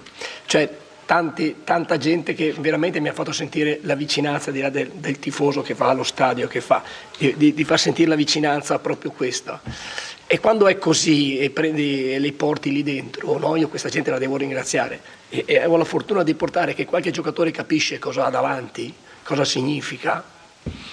È un senso di responsabilità, non me lo sono giocato il jolly di portarlo. E Renatino viene a trovarmi, viene a trovarmi e a 93 anni vedere una persona che piange per una squadra, per una partita di calcio, ti deve dare qualcosa, ti deve trasmettere qualcosa. E ha trasmesso, credetemi. Allora, queste le parole toccanti, insomma, dell'allenatore di Attilio Tesser. Ancora qualche mail che è arrivata al nostro indirizzo, ci scrive Mauro: a proposito del terzo mandato, credo che se ci fosse solo uno purtroppo vincerebbe sempre il centrodestra, quindi non cambierebbe niente, e in più l'opposizione che abbiamo purtroppo non vincerebbe mai. Evidentemente, insomma, Mauro tifa per l'opposizione. Invece Paolo, il presidente della regione, viene eletto direttamente dalla gente. Se va bene alla gente non dovrebbe avere limiti e non essere ostacolato dalla becera politica, invece più a favore evidentemente di Fedriga. Buona giornata alla conduttrice, ci scrive Gianni, all'ospite: non condivido tantissime idee dell'ospite, ma oggi qualcuna la condivido, perciò la memoria mi porta alla tragedia di Shakespeare e alla famosa frase "c'è del marcio in Danimarca". Purtroppo nella giunta regionale e comunale qualcosa di simile è successo. Ricordo che ogni regno diviso in se stesso porta alla sua distruzione. Già tempo fa la diaspora comunale ha cancellato quello che sembrava una roccaforte, oggi invece appare come i nostri vecchi castellieri, ognuno chiuso nel suo piccolo egoistico mondo, incapace di comprendere le ragioni dell'altro. Che delusione, le mie monade, conclude come di consueto il signor Gianni, che salutiamo. E ancora io che ho scritto articoli sul Sole 24 Ore ricordo il marco a 969 lire e non a 700 lire, come diceva prima invece un altro telespettatore. spettatore, questo ce lo scrive il signor Davide. Allora, siamo giunti alla conclusione della nostra trasmissione di oggi, grazie a tutti per averci seguito e naturalmente Sveglia Trieste ritorna domani mattina puntuale come sempre alle 7 del mattino. Grazie dell'attenzione e buona giornata a tutti.